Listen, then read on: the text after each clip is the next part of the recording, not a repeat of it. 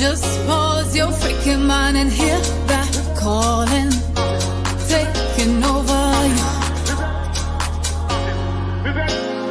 Wanna feel it, your vibration, hear your screaming liberation, but keep it low, keep it low, keep it low. You know you gotta keep it low, keep it low, keep it low. Don't you let that go easy, let it go. Feelings go by flow, come and let it show. But keep it low, keep it low, keep it low, keep it low, gotta keep it low, keep it low, keep it low, keep it low, keep it low.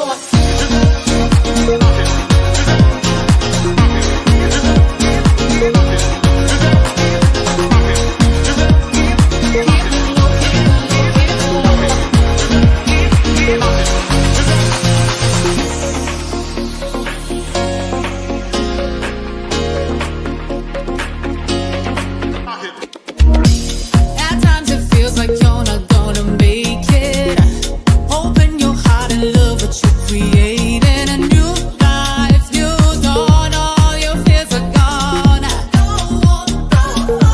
It's time you know I wanna feel it, your vibration, hear your screaming liberation. But keep it low, keep it low, keep it low.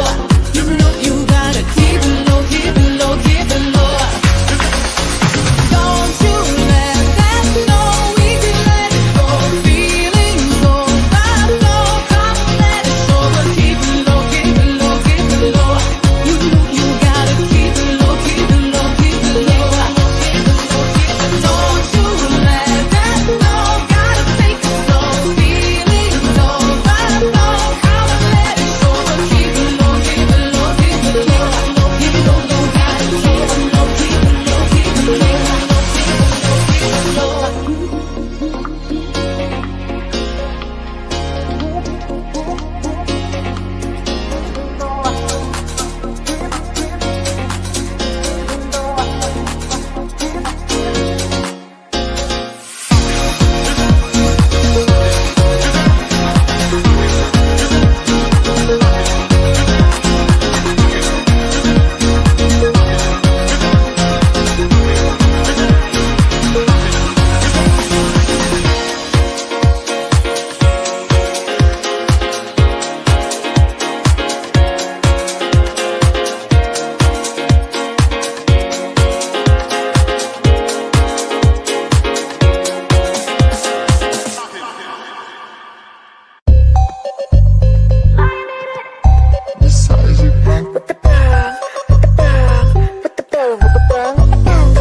I'm the illest, rolling up like already did it.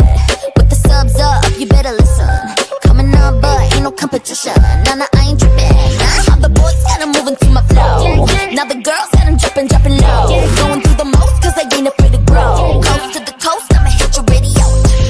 Dreaming about it every day. I know that. Now I'm finally on my way. I know that. I've been on my gun, I've been telling myself to do it for me, not for nobody else. I'm nothing, I'm looking what I see. Hit different, hit different. When a little mama got a big vision. Hit different, aiming high, baby I go the distance. I've been putting in work, putting in time, putting me first. Now my whole life hit different. With the pain, with the bang, ready. Hit different. Ooh, over there, who's the hot one with the long hair? Looky, ooh, that's me. Mirror, showing I'm a bad bitch. And I don't see the girl that I felt, so down and out on the self. A total mind and body globe, down in every cell. Living it up, oh. And I'ma go and killing it, cause this is what I do. Dreaming about it every day. I know that. Now I'm finally on my way. I know that. I've been on my gun, I've been telling myself to do it for me, not for nobody else. I'm nothing, I'm looking what I see. Hit different. When a little mama got a big vision. Hit different. Aiming high, baby I go the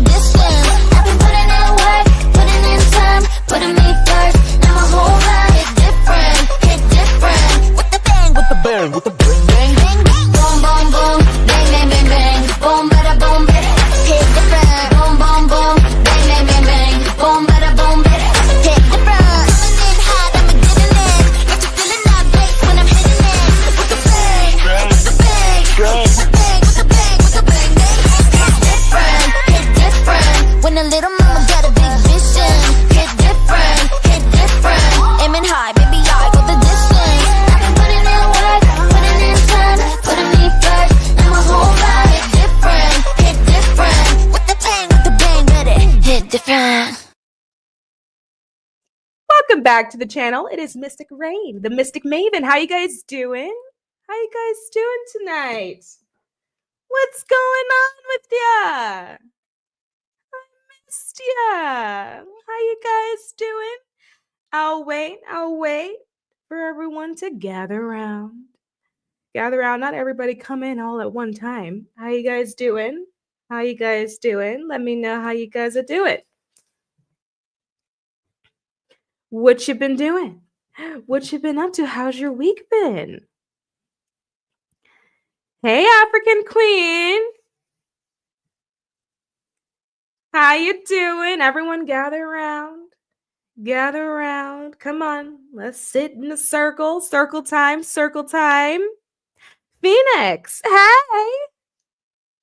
Serendal. Hey.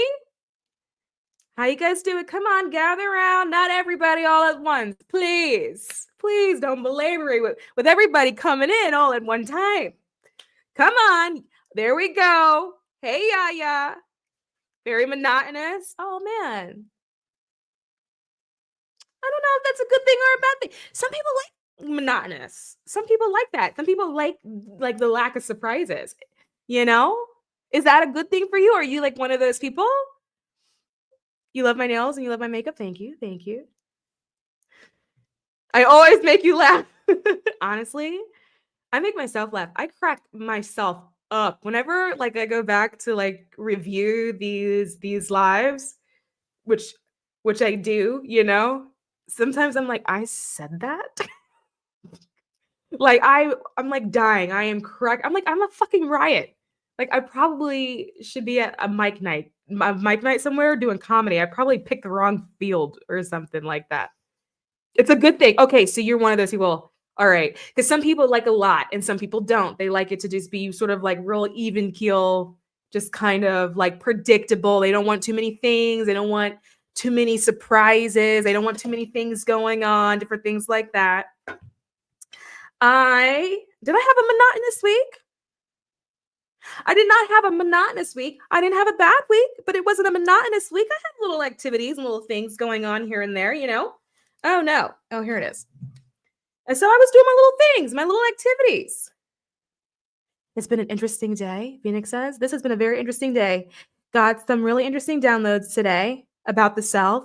Trying to integrate them or understand what it means for the new version of me, that next level. I love that for you. Was it like a shocker? Because sometimes those downloads are like brings clarity, but then sometimes those downloads show you everything you weren't doing or things that you could have been doing better. So I'm curious as to what kind of, like, what was it? Like, what was said? You know what I mean? Like, were you read for filth by spirit, or was it just like a gentle nudge kind of thing? You feel what I'm saying? But anyway, for me, it was all right. I feel like I have graduated into a new level of womanhood. I was at a Burlington. I was at a Burlington. When was I at a Burlington? What day is today? It was Sunday. It was on Sunday. And was it on Sunday? Or was it my Ciao. I don't remember. But I was at a Burlington. I don't know what made me go in Burlington. Probably because at this point, all stores are off limits since we are boycotting everything. Burlington is probably in that list, but I needed to get juiced up. You know what I mean? Like I had a circuit like on weekends where I like hit up the Target and then the Home Goods, then the TJ Maxx and then the Marshalls. And then somehow all of those things were off limits because people wanted to be openly racist. Not that we didn't think they weren't already, you know, but there was a blissful peace that we were all existing in. You feel what I'm saying? And then when people wanted to be like overt about it, then suddenly we had to boycott. And so I've just been fiending. So I was like, I'm gonna go to Burlington. I'm not gonna touch anything. I'm not gonna touch a thing. I'm just gonna look, especially since, you know, Ross is currently off the list, considering that I did maybe have a little bit of a spat last week over there, you know. And so I went into the Burlington, and then I got to a section where they had caftans and muumuus. And I was like, I'm curious, right? And so the moo-moos were $9.99, all of them, and they go to the floor. Like we're talking like full length. Like they hit the ankles or they drag behind you, right? As a train. And when I tell you that was the end of my self-control, I bought all of them. I bought all the moo-moos. And then I rushed home and threw them in the washing machine. And I was like, I gotta wear it now. Suddenly I had a whole plan. I was like, I'm gonna take an early shower because I want to be comfortable. And then I want to take my moo out of the dryer. It's still warm. And then I want to wear it. And then I want it to drag behind me, right?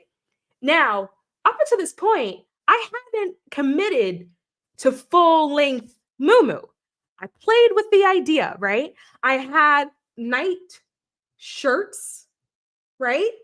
So like maybe it went to mid thigh, the ones you get from Walmart for like $7.98, those ones. But that was to the extent. I never fully committed to like full moo. I was still trying to be hot and sexy. You feel what I'm saying? But something about that $9.99, and then it was floor length. I was like, oh, this is the moment. This is the moment where it happens. And I bought all of them. And immediately, when I tell you got home, that was the first thing I did. Like the first thing I did. Like before, when you go home and then you like pee first, like right when you come in from outside. I didn't even do that. I just went straight to the washing machine and popped the tags in front of the washing machine and then threw them all in there and was like, the plans changed. Now we're taking a shower. We got to time it with the dryer. And when it starts singing to me, right? Threw some underwear in the dryer. Nothing is better than like underwear from the dryer when it's like a hug. It's like a warm hug. Your whole body feels safe. And so anyway, I have graduated into my next level domesticated wife, woman, moo status. That is where we are now. Full-blown moo status.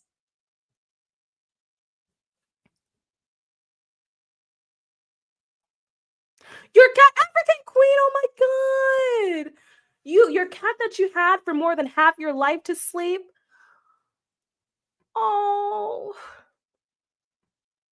I'm a sucker when it comes to animals. I really am. I am a sucker. Like I look at my dog and she's still got time, but I had her when she was a puppy and she used to fit in the palm of my hands. And now her head has turned gray. And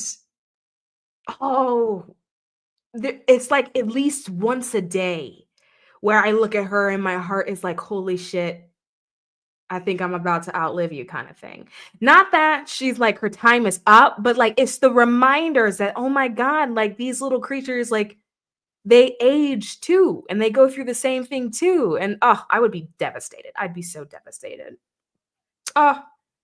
Internet hug. Phoenix says it definitely was a shocker. Like who I'm looking for is me. Oh, that one will take you out. It's all me, nothing outside of me. Like I'm the one with God, goddess. It's all within everything. That's it. You've arrived. You've arrived. And that is one of the biggest ones to integrate. And the only thing that happens after you initially integrate that is the growing awareness of just how much is inside of you, the volume. First, it is the recognition that it all comes from you. And then every time you have a next level moment, it's like a new recognition of the volume, just how big you are. And then you wrap your mind around that and then it hits you again. And then it's like, you're bigger than what you initially thought you were. And then it hits you again and you're like, holy shit, I'm bigger than that. And all it does is just get bigger and bigger and bigger and bigger. I'm happy for you actually, when it comes to this, because like you've arrived. And after you go through your integration, there's a lot of things that'll start to clear out for you in your life. If you feel like there was like obstacles, things that you were struggling with, even if it was like how-tos, right? Like, how do I do this? How do I do that thing? Anything that you felt stuck or blocked by, once you finish that integration process of it, because it is huge information. It's huge information. things will start moving for you. I'm actually quite happy for you. Congratulations on that one. That's a big one. Phoenix is obsessed with Mimus. They do feel so good. Oh my gosh, they're so soft. The ones I've got, they're so soft. Oh, they wrap my body so nice. And the funniest thing is when I look in the mirror, I see my mother. And when I was younger, I was like, that's not going to be me. Not that I had an issue with how my mother looked. I just wasn't going to be the mother, you know? Then I looked in the mirror and I was like, oh, bitch. We've caught up. Oh, JJ's welcome to the Moo Moo Club. You will love it here. It's so wonderful. I feel so welcomed. Oh, she was 16. It was her time. Oh, she lived. Oh. Source Jedi. Hey, hey. Haven't seen you over here before. Are you a new one or are you a lurker that has been here for quite some time, but you're now just having the guts to say something? Either way, welcome. Glad to have you here. Yes, everyone. We're doing the internet hugs. It's weird. Or we can send. I don't really like it when people send me energy like that through the internet because I don't be knowing who people be. I was gonna be like, we can all send energy, but let's not do that. Somebody else can be having a bad day sending you energy from a bad day place. Anyway, the Fool's Guide to Tarot. We got it here, and we got it here. You want to learn how to read tarot, go check it out. You can get it on Amazon. If you already got it and you love it, go leave a review. Reviews really, really, really, really help. Yes, please do. Anyway, remember when oh gosh, hold on. I did something to my screen. What is that? Okay, we got it back.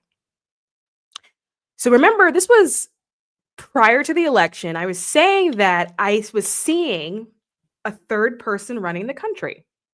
And remember how like I couldn't figure out what that meant and I couldn't figure out who that was. And then I had a moment where I was like, what is the line of succession? And then I was asking you guys about like, how does that work constitutionally? Because the person felt like they weren't in the line of succession. However, they were somehow leading the country, right? And then I was saying how I didn't really see JD Vance at all in the office, but I wasn't seeing Trump running the country, right? Then Trump got elected and we're like, all right, whatever, we'll see how this plays out. But for some reason, I just don't see the man running the country. Well, I put 2 and 2 together finally just now and realized, well, he's not running the country. And there is, in fact, a third person running the country. And I'm curious, is it Elon Musk? Is that the person that was running the country, the person that was outside of this line of succession? And is it going to remain him? Because now I have additional questions, right? One, is that what it was that I saw when I was like, there's a third person, it's not Trump? Is it Elon Musk? Right now, I'm looking at it going, but is there one more person? And one thing I've been thinking about a lot recently is what does Elon have on Trump? Trump doesn't have friends. We realize this, right? He's not that kind of guy. He doesn't have friends. He has, what can you do for me's? He has, how can you serve me's? He has, oh, this is a good business deal. But he doesn't have friends. He's too self-centered and self-absorbed to have a friend. Friendship requires like empathy, less narcissism. That's not what he is. And then when you're looking at Elon is also not the type to have friends. Elon is definitely the type to have, what can you do for me? How do you serve me? What do I get out of this? But a friend, that's not Elon Musk. Friendship is not in Elon's blueprint. It's not in it's not in his energetic blueprint. And friends are also not in Trump's energetic blueprint. That's not what they want. It's not what motivates them, right? We know that Trump was having a real hard time, and that if it wasn't for him being reelected, that his ass would probably be locked up right now, right? And that the reason why he is free is because of immunity. But here's the thing, he's not going to be free forever, right? It's still a short-term stint, right? Consider it like a job on a contractual basis, okay? Elon has access to resources and some money when Trump was in the process of losing his resources and losing his money. I just find the partnership to be mighty convenient. I also find it intriguing that Trump doesn't really talk much, which is odd because he loves to talk. He's a Gemini, takes one to know one. And he talked a lot of shit, actually, in his first presidency, in running for re-election the first time, in running for re-election this time. And then suddenly, there's a mouthpiece. Now, we know that Trump is not the guy that's afraid to say what he's got to say, even if what he's got to say is a load of crap and it's incorrect, right? But suddenly, there's a man making all the decisions, being the mouthpiece, speaking from the Oval Office when the president isn't even standing in a power position. You have Elon giving press briefings from the Oval Office and he's standing. So he's assuming the power position, even in his stance and his positioning.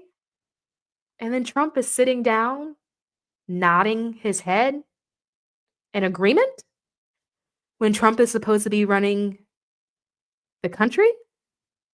And when people have questions, who do they want to hear the answer from? They want to hear it from the president. But that's not who's providing the answers. Elon Musk is providing the answers. So we have someone who's running the country, is the mouthpiece, is a spokesperson of the actions that are being done from the country to the country.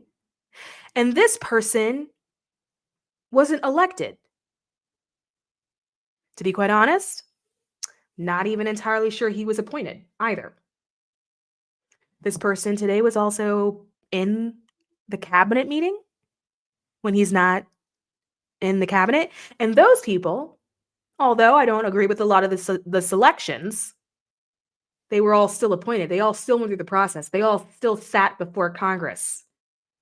You know what I mean? They all still had to be confirmed. But Elon somehow has managed to hop the Constitution and end up running the country, which is why I could not see him in the line of succession, because he wasn't in it. So now, what we are witnessing is the end of what we know democracy to be, because we did not vote for him. We did not have a choice. We did not have a say. Yet he's the one making all the decisions. So the idea of what it means to be a democratic republic is no longer what this country is anymore. So I do think that people are going to have to reshape their expectations for what they think democracy is, or what they think democracy looks like, or what they believe the United States actually is. Because what it is no longer is a democracy. This is not what this country is anymore. What does that mean going forward? Unfortunately, continued destabilization, which appears to be what they want, which is unfortunate. And the fall of an empire, which is currently happening, where our time is up. We're hitting our 250 years anyway. So our time is up.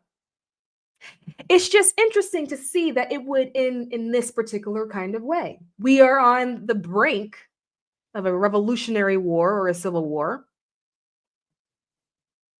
Countries go to war all the time. I say that. We have the makings for it.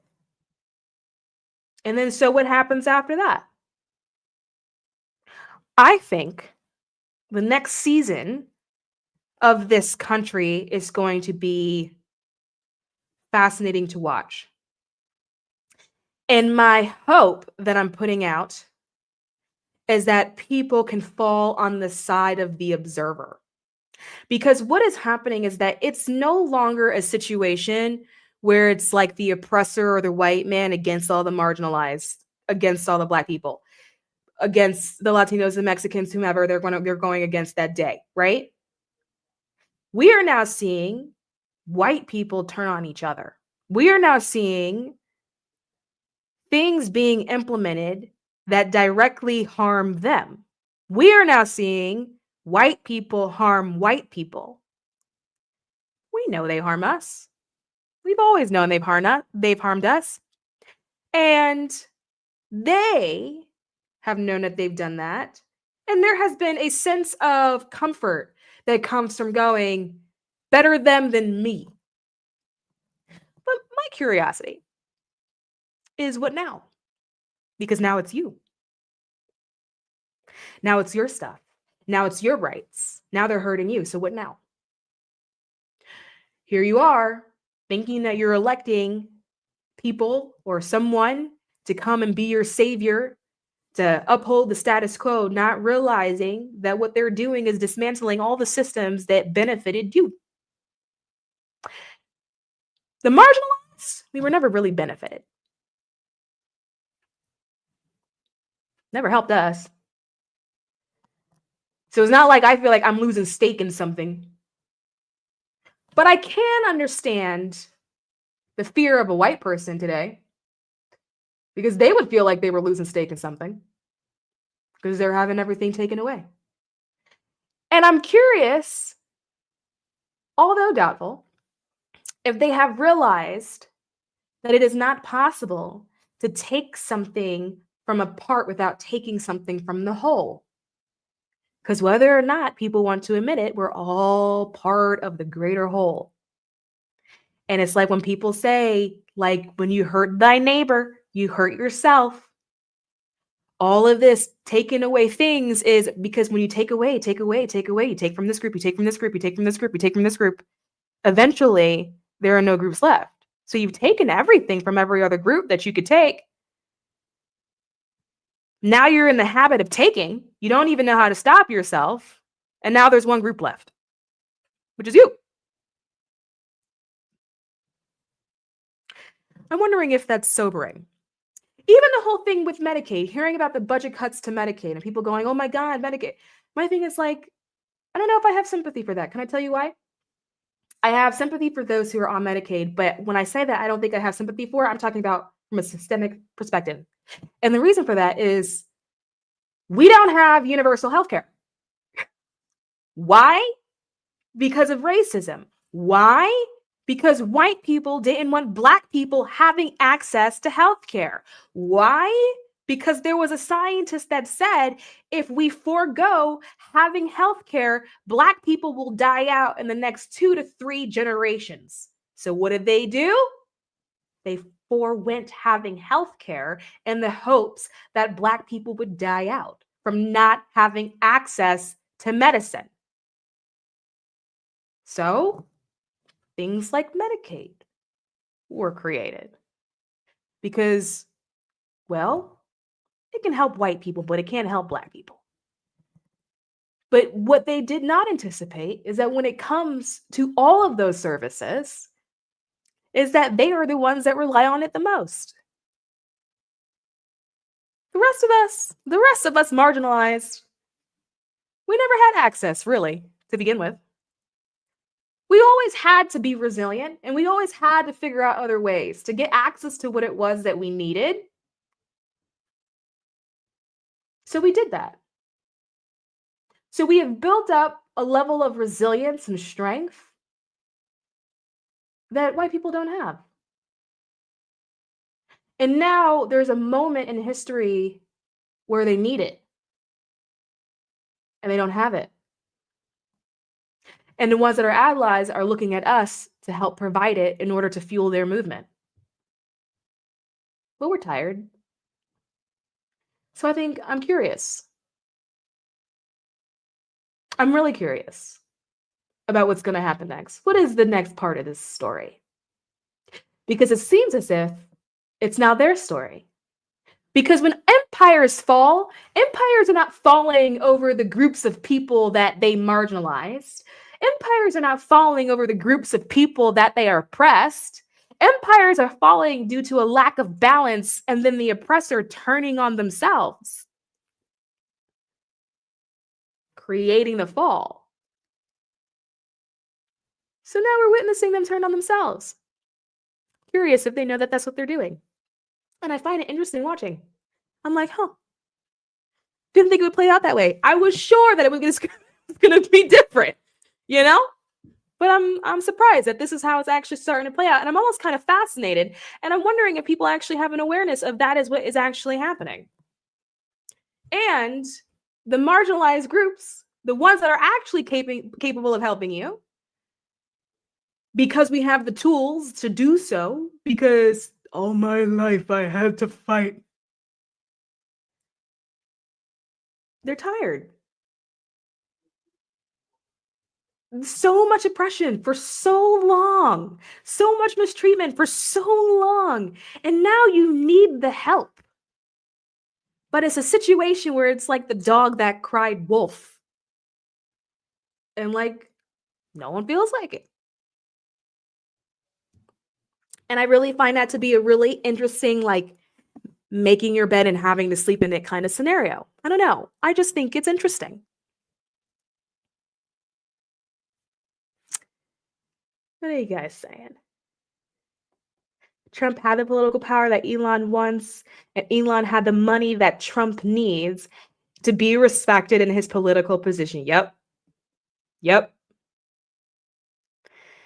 Yes, I've seen her. I just don't know if I can tell you on this live. It's okay. If it's okay with Mystic Rain, I will let you know what she had me feel. African. Oh, you guys are talking to each other. Yeah, go off. Talk to each other. Yes, B. Hey, B. You did. B, is this my first time seeing you here? I think this is my first time seeing you here. Are you new or are you just courageous today? Some people say Elon is a starseed. I don't know. I don't get involved in the world. To be quite honest, Elon is he's a weirdo.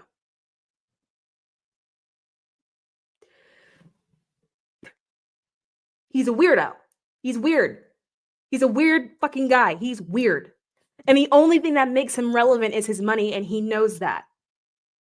The only thing that makes him relevant is his resources. If he didn't have his resources that he didn't lie and scheme and scam his way into while being an undocumented immigrant, he wouldn't be himself. People are like, he's a genius. Tesla. Like, no, two other men created Tesla and created the technology. And when they bought out the contract, part of it was that he would be called the CEO of it or the founder or some shit. They had worked out semantics. You know what Elon reminds me of? He reminds me of Kanye. You know how like Kanye, people call Kanye a genius, but no one started calling Kanye a genius until Kanye started calling himself a genius. Because I don't know about you, but nothing that comes out of that man's mouth sounds like a genius to me. Sounds like he needs to be institutionalized. Doesn't sound like he's a genius. But when he started calling himself a genius, other people started calling him a genius. And so the world just sort of caught up to him because that's how things work. When you claim something and you own it and you're like you're fully with it, then like the rest of the world just sort of kind of catches up to it. That's how things work. I feel that way about like Elon. Like, I don't think he's a genius. I think he's weird. And I think he's white. And I think he is like peak oppressor. He comes from South Africa. Peak oppressor. And if you look at his lineage, like his grandfather, peak oppressor. They have very oppressive ideals. And then he came here. And now he's like Pico pressing over here. I don't think he's a genius. I think he's weird. I think he's a weird dude, but he gets away with it because he's white. But he's weird. Like, he can't even speak properly. He's weird. Let a black man stand up with a microphone and talk the way he talks. And some people may be like, well, it's because he has autism. Maybe. But let a black man with autism stand up there and talk and do the same exact thing he does. And would people call that man a genius? I don't think so. I don't think so. Give a Mexican man a mic with his full-blown accent. You think that people would call him a genius? I don't think so. I don't think so. Who do you think is the Antichrist, or what are your thoughts on that? I don't have thoughts on who the Antichrist is. I don't follow that line of thought or thinking. I don't know. I couldn't help you with that one. It's literally the first They Came poem. They came for group X, but I didn't speak out because I was not X. Yeah. Okay, I feel what you're trying to say. The meek shall inherit the earth, and I mean that in the most spiritual way possible. Yeah. Oh, that hits. Oh, this is your first time being. It's your first time in. Long time watcher, but I always miss your lives. Well, welcome. Welcome. Yeah, anyway, that's just, it's the end of democracy. How fun is that? We've got planes falling out of the sky, which personally, in my opinion, it's just more propaganda.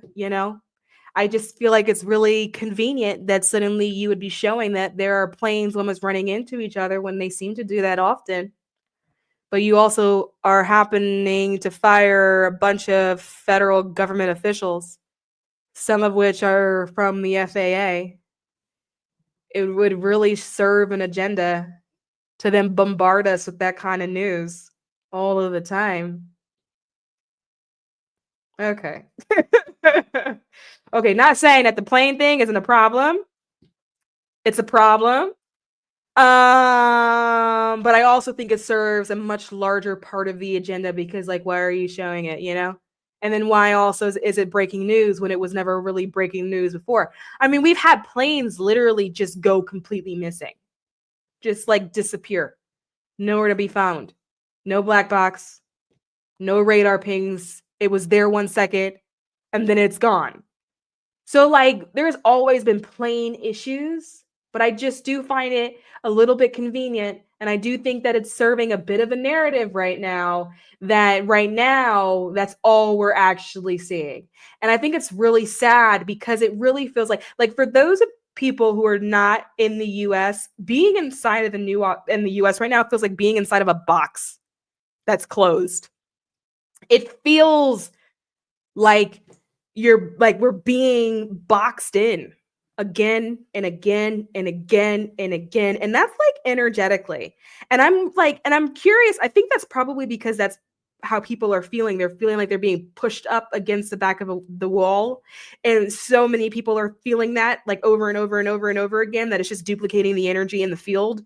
And then so like, it's just like this like massive macro kind of energy where it just feels like you're being boxed in. And every time you turn on the news, it's another thing that just boxes you in. And it's like, it's just going in a circle and it's going around and around and around. And it's just so bizarre. Just like you said, the meek take over the world. It's so bizarre to watch people who you have the least amount of respect for be the ones to do it. Like, wow.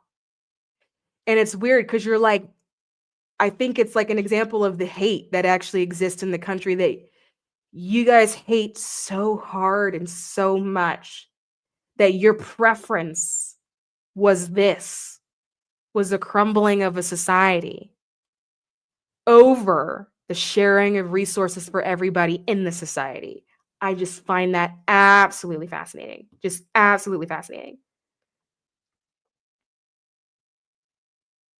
The scare tactic to prevent people from leaving the US, the planes. Jesus. And you know what? People are not getting on them. People are now like, I don't actually want to fly. Now, here's the thing. I am not the biggest fan of flying. Why? Not because I'm scared, but because I live in Atlanta and I hate that goddamn airport. When I tell you, I used to be a travel girly, and then I had to deal with ATL Airport. And considering the fact that it is the busiest airport in the world, it's one of when I tell you that is the bane of my existence. And they love to steal cars over there. They love to steal them. And it's an entire process of not feeling settled. You got to arrive crazy amount of hours ahead of time. You can't get away with that 2-hour thing in Atlanta. It takes up all your time. Even the pre-check line is long. You gotta catch a train to catch the plane.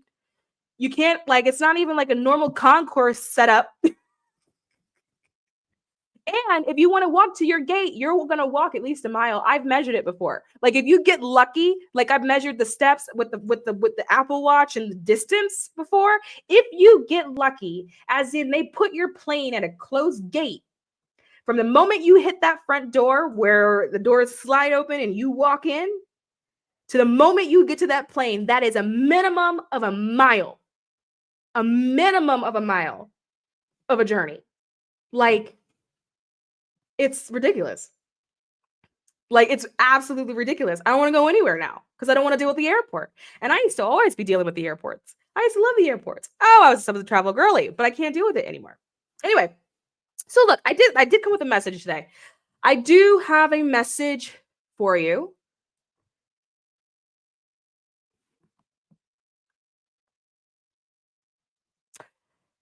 You're not going to like it.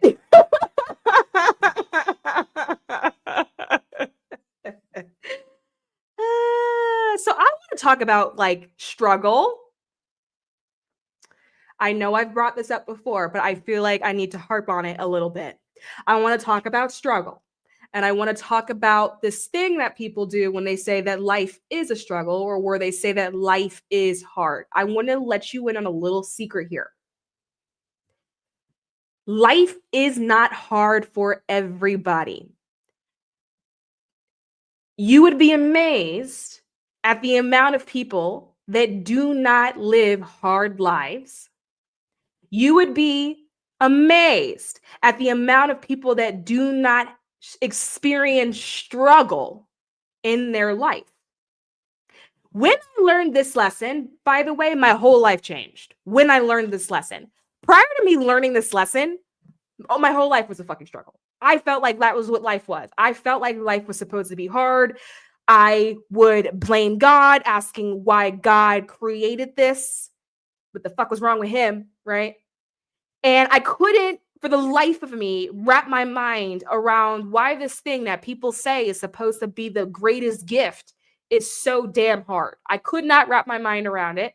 And in that time in my life, it was a struggle. But when I wrapped my mind around it, it stopped.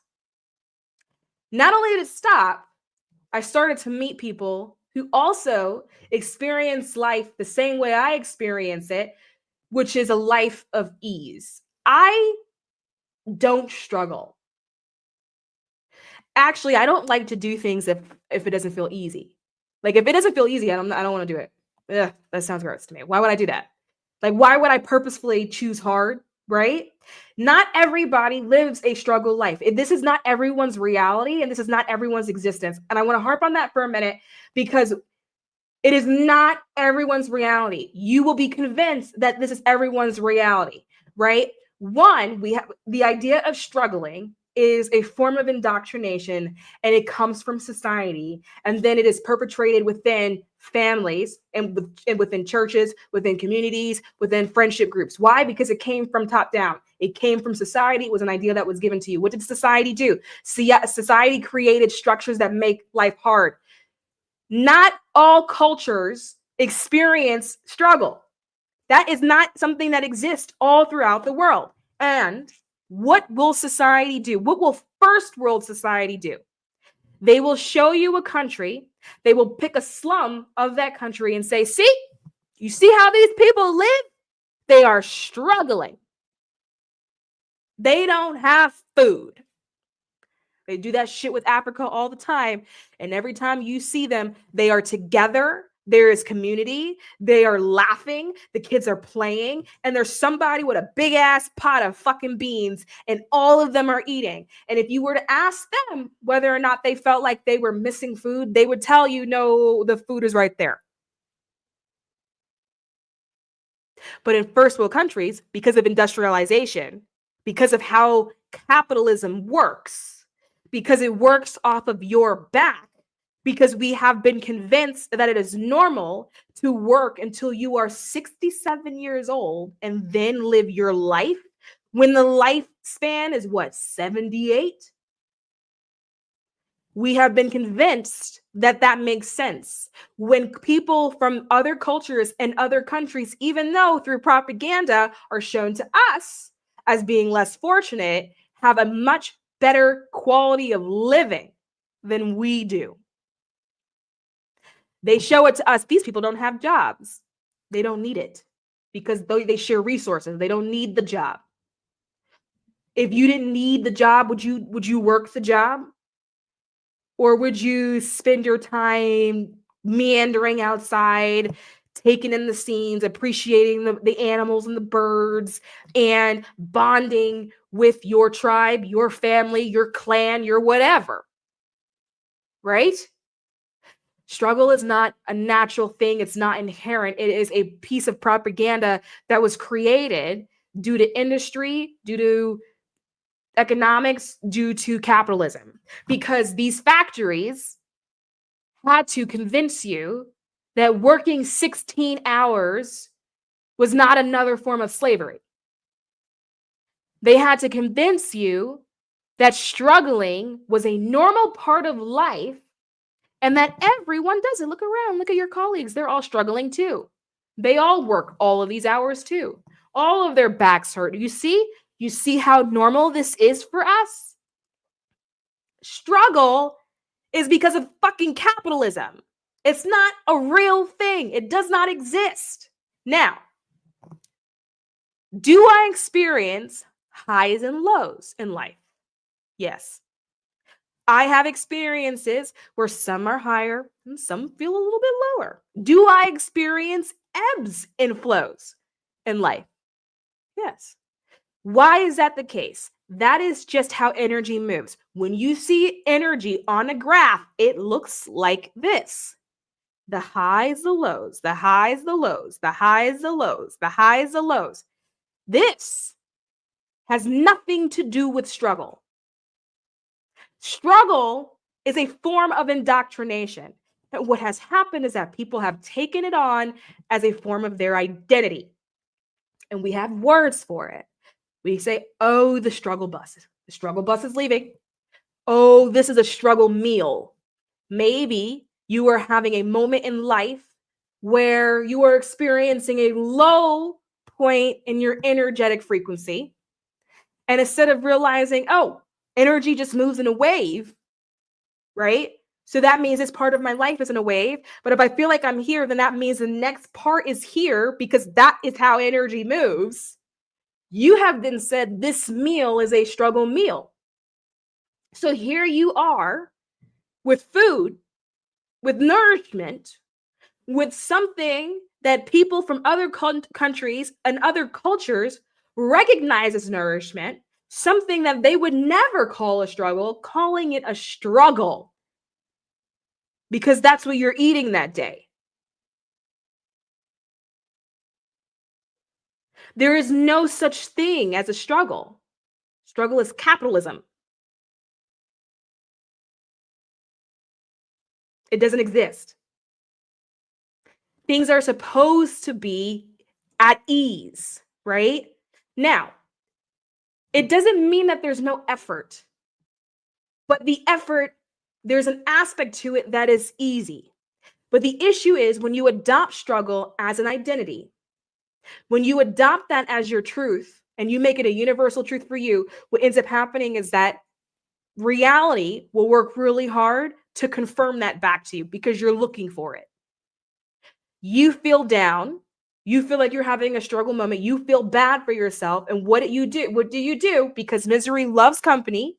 You start looking for other people who you feel like may also feel bad about themselves in that moment. And then you start to commiserate. You start to talk to each other. You start to talk to them about what you perceive your struggle to be. They start to talk to you about what they perceive their struggle to be. And then both of you go, you see, this shit is real. This exists. They're struggling. I'm struggling. This shit is real. And then you, as the pair, look for more people. Because what? Misery loves company. You start looking for more people. Who else looks like they may be struggling just like me? And then you find them. You group together. You go back to commiserating. And now every single one of you in that group has then reinforced your own ideal that struggle is necessary, that struggle is real, and that in your reality, what you are experiencing is struggle, as opposed to experiencing a high or a low or an ebb and a flow, because this is how energy moves. And so what you want to do is get out of the struggle mentality, but the only way to do that is to choose that that's no longer going to be your reality. You have to choose not to struggle, because the issue is when you are struggling, you have adapted that as your identity. You start to do things to make things hard for yourself because you are in a process of looking for reinforcement of this idea, reinforcement that it is true. Then you probably have your family around you that's reinforcing the same idea. You are all reinforcing it for each other. Then the family unit adapts this identity. This is just what happens to our family. You know, our family is cursed. We have a family cursed. We've been cursed a long time. This is why we never have any money, or we don't have any resources or things to hard to come by. And because you then adapt this idea that things are hard to come by, guess what starts being hard to come by? You are influencing everything. If you feel like you're struggling, you are influencing it. Now, again, could it be a situation where you are in the low part of your high and low? Yes, but you have to remember that this is how energy moves. And so the next step is to go back to the high. That's the next step. But when you sit in that low without the awareness that the next step is the high, you prolong the energy wave. So you know how some energy waves do this? Then some do this. What you're doing is stretching out that energetic wave. You can actually collapse the time and collapse the window of how long you sit in that lower area in order to go back up. You can collapse the time, and you do that by allowing yourself to release the identity that struggle is a universal truth. And when you're in that place, it's going to be hard to do because for some of you, this will ring. It'll be like, actually, yeah, that makes sense. For some of you, you'll hear this and you'll have it'll feel like recognition. Like, oh my God, actually, that actually makes sense. But what do I do? And then when you start trying to release it, then what's going to happen is that everyone around you is going to look at you and be like, look at that bitch. Look at that bitch thinking that she's better than me. That this is what life is. That she's somehow special. Look at that bitch. Right? Or my favorite, they'll start calling you more often, texting you more often, telling you about their problems more often, and then you stay in problem land. And then as you're trying to claw your way out from the depths of the hell that you have created for yourself, here they are trying to bring you back into it, right? And so saying that you're not going to struggle, it has to be a declaration. It has to be a command. Like, I'm done. I'm not doing this anymore. And there's whole parts of the population that don't. Think about people that make a whole lot of money. Think about, let's go with Elon Musk. You think that man struggles outside of his own mind? He doesn't struggle. His struggle is actually in his mind. His mind, if you listen to any of his interviews, is actually a really dark place. But his struggle is all internal. But he's not actually out there struggling. There are people that don't. And he doesn't struggle because he wouldn't dare to. That is a choice. He's someone who doesn't want to be uncomfortable. That's in his like in his energetic blueprint. He just doesn't want to be uncomfortable. He doesn't like it. He is the type of person who, even if he lost everything today, he would make it back. He would get it all back. And he knows that about himself because it's in his energetic blueprint. He's not going to be uncomfortable, right? You have to choose to stop. You have to be like, you know what? I'm going to bottom out here, because when you hit your bottom, there's only one direction that you can go.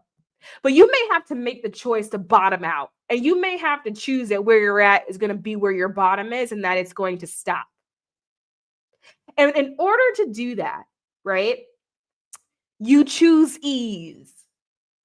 Now, ease doesn't mean that things are effortless. Ease just means that you're not going to push up against a wall. Because when you are in a struggle place, when you're in that struggle mentality, everything you do is a push. Everything you feel like you're doing is a push. If you're working, every day you wake up to go to that job, you feel like you're pushing. Like there's some invisible energetic wall in front of you, and you're pushing and you're pushing and you're pushing against it, and you cannot get it to break. You cannot get it to move. It just won't budge. It's too tall and you can't get over it. That is what that is, right? You are pushing up against energetic walls. But when you are in alignment, people love to talk about alignment, right? But they don't really explain fully what it means. To be in alignment means to be in flow. It doesn't mean that there is no effort. It means that it is flowing, right? So an example of that would be, let's say you've been trying to do something. Maybe you had a goal, and to you, this goal was super important. Maybe it was a dream. You've been holding on to it for a really long time, and you're trying to accomplish it, but you just can't make it happen. You feel like you've done it again and again and again and again, and it's just not moving. Something about it just isn't budging. You feel like you keep trying, and for whatever reason, you keep failing. And what that is you going up up against this invisible energetic wall over and over and over again. Instead of approaching it from the idea that all walls end, even the Great Wall of China, there is a point of it where there's just nothing after it. And that what you could do, instead of running up against it, is to go to the edge of it and then go around. Or what you could do is to get yourself a nice ladder or a rope, if you're athletic, lean it up against the wall and scale it. That is what it means to be in flow, right? You are in a place of resistance, not realizing that resistance doesn't exist everywhere. And then instead of looking for that energetic pocket and then maneuvering through the energetic pocket, you're going up against this energetic wall and then going, my life is hard. Everything is a struggle, right? So not only do you have your mindset, that's a problem, right? Your method is also a problem. So you're carrying the belief system that life is hard and everything is a struggle. And then your method is just inefficient. How you do things is just inefficient. Because ease and alignment does not mean that there's no effort, right? Like if you were to walk to the edge of the energetic wall in order to go around it, walking to the edge of the energetic wall, that's effort. If you were to get a ladder in order to climb above and then over the wall, that is a form of effort, but it's a form of ease because you are going around it or you're going over it. You're not constantly hitting the wall. And what so many people do, you hit the wall, and instead of being like, let me find the edge of it, you go, hold on. You back up and then you run full force into it again. And then it doesn't budge because it's a fucking wall. And you're like, I don't know why my life is so hard.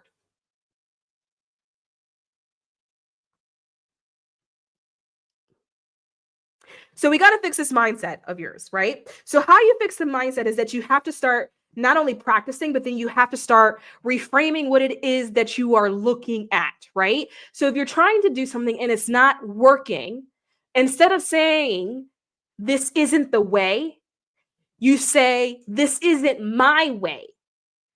Okay, so doing it with this method doesn't work for me, but because I'm me, I have my own way. And What is your way? Your way is the way that feels the easiest because it's ease. If you were like, I actually would prefer to actually kind of do it this way, do it that way. And the issue is, in the very beginning, is that people will see you do it that way and they'll say, wait, hold on, stop. What are you doing? That's not the rule. Why are you doing that? That's wrong. Don't do that. And so what happens is that you stop. Instead of going, no, hold on, let me cook. I'm going to do it my way. And then doing it your way usually works because it is tailored to your energetic field, which makes it easy, which puts you in a state of ease. And then because you're in ease, you're in flow. And now suddenly you're in alignment, right? Some of you have given up on dreams because it felt hard and you went, oh, that means it's not for me. Not realizing that it's not that it wasn't for you. It's just that the way you were doing it wasn't your way. It wasn't tailored towards your energy field. And you know if it's tailored towards your energy field if it feels easy, not if it feels easy to do. So not if it requires a lack of training or requires a certain skill set. Because remember, that's not the same thing as being effortless. You may need to train in something. You may need to develop a different skill in something, but the method of it should feel easy. The method of how you go about it should feel easy. And if it does not feel easy, if it feels hard, that is your number one marker that you are in a state of resistance. And that is what you want to be out of. Because when you are in a state of resistance, that is what makes you feel like you are struggling and that everything is difficult. When you move in a state of flow, this little energy wave thing collapses and it speeds up. So your highs come back faster. You're not sitting in this long, elongated low point of the energy wave because you're not making it hard. When you make things hard and you are going with the path of resistance, resistance takes a long time. Why? Because people have a tendency to try it again the same way. Oh shit, this didn't work. Let me do it again. Oh shit, it didn't work. Let me do it again. Oh shit, this didn't work. Let me do it again. And you're doing the same thing over and over and over again. And so reality is just waiting for you to fucking get the memo. And so that whole energy wave is just long and slow and it's waiting for you to stop doing that thing. But you don't. So it's just longer and slower as it's waiting for you to stop doing that thing. Just waiting on you. But you're still doing that thing. So in order to stop struggling, in order to experience ease, you have to go, I'm going to do it my way. Whatever that looks like, I'm going to do it my way. And it can be literally anything. This could be like, let's say you love painting and you find that you love painting, but for some reason it's hard to paint, right? Maybe you feel like you're overthinking it. And so it just takes you longer to get out a piece of artwork, right? It's because it's the resistance. You're sitting there going, well, what way am I supposed to do it? What way did my art teacher tell me I had to do it? Which color am I supposed to start with first? What brush size am I supposed to be using? What kind of paint am I supposed to be using? Instead of going, I'm going to do it this way because this way looks fun. This way feels fun. I'm going to do it this way because it feels fun. I don't know why. It just feels fun. I'm going to do it this way because it's my way. And then you do it that way. And then what happens is it comes out faster. Next, you blink and it's complete. And you're like, whoa, what happened? You fell into flow. You weren't pushing up against a wall. There was no energetic wall that was in front of you. And you do that by doing it your way. By saying, I'm going to do it my way. I don't care what other people say. I don't care what other people think. When you think about people that are super successful, super wealthy, what did they do that was different than what you do in your life? They did it their way. They said, this is what I want to do. I'm going to do that thing. They did it their way. When you are living a life where you are trying to duplicate what other people are doing, when you are living a life where you're trying to copy, to redo, to follow the instructions to the T, you always hit a wall. It's not your way. It's not tailored to your energetic field. It's not you. It's not how you were meant to express. That's not what you came here to do. It's not your way. So don't do it that way. Do it your way in order to come out of it, right? And then also, if you want to experience more ease, you as an individual have to be more easy. Some of you are a little bit difficult to fucking deal with. Why? Because you're uptight, you're high strung, you're worrying about shit all the time. People can feel that in your energetic field. You gotta be easy. You have to loosen up your energetic field. Loosen your field. Loosen up your mind to the idea of what is possible and how things can move and how things could actually work themselves out. And go, I'm going to do this the easy way. What is the easiest way to do this thing? You want to repaint your living room.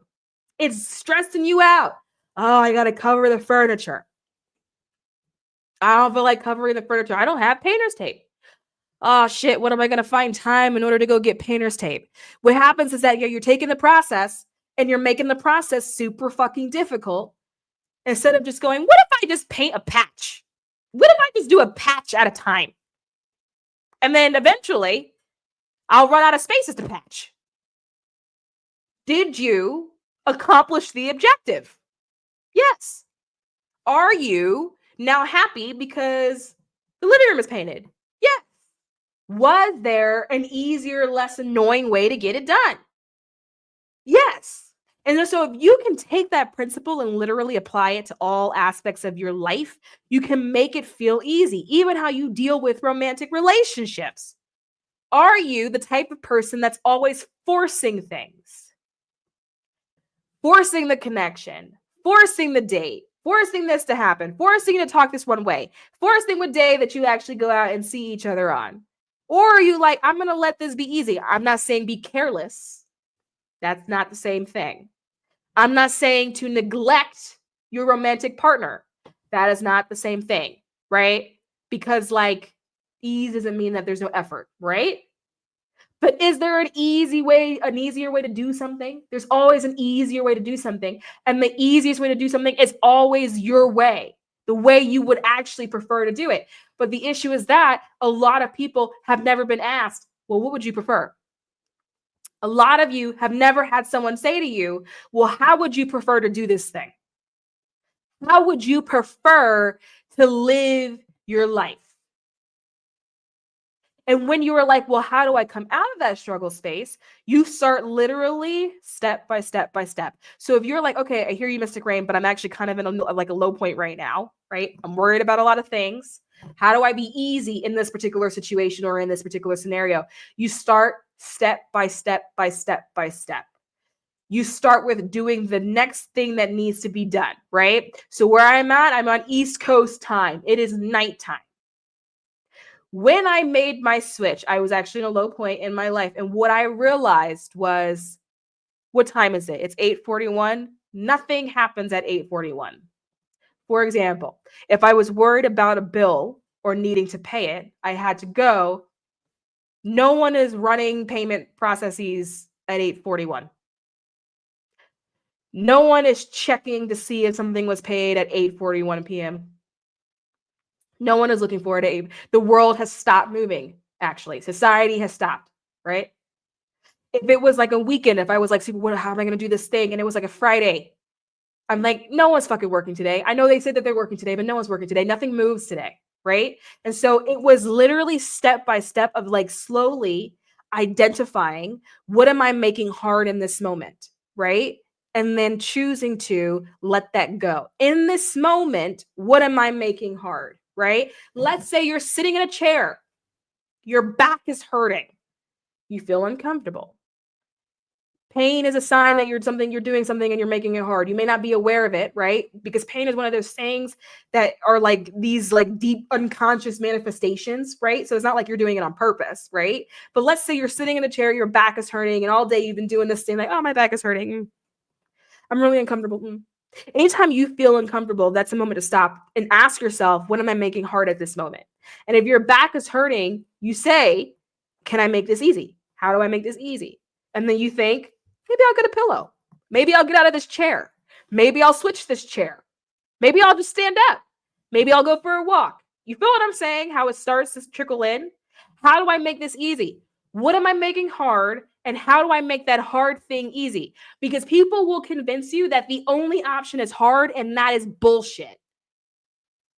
It's bullshit. I used to love to be that person to say, well, life is hard. It's not for everybody. I don't know about you, but I actually know people who don't work, haven't held a real job in years, They have no desire to work. Every month, they shit taken care of.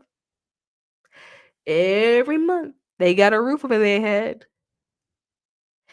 Every month, they got a seafood crab boil. Every month, they over here cracking jokes with me, laughing, smiling, kikiing. Every month, their kid is eating. There are people who have managed to figure out how to live a life that's not hard. You know another group of people that have managed to do that? Crackheads. The hardest thing in a crackhead's life is finding the crack. But the rest of their life, that shit is easy. That's not a hard life. People will convince you that life is supposed to be hard, and it's not. And you know that it's not because look at the amount of cultures around the world that live in ease.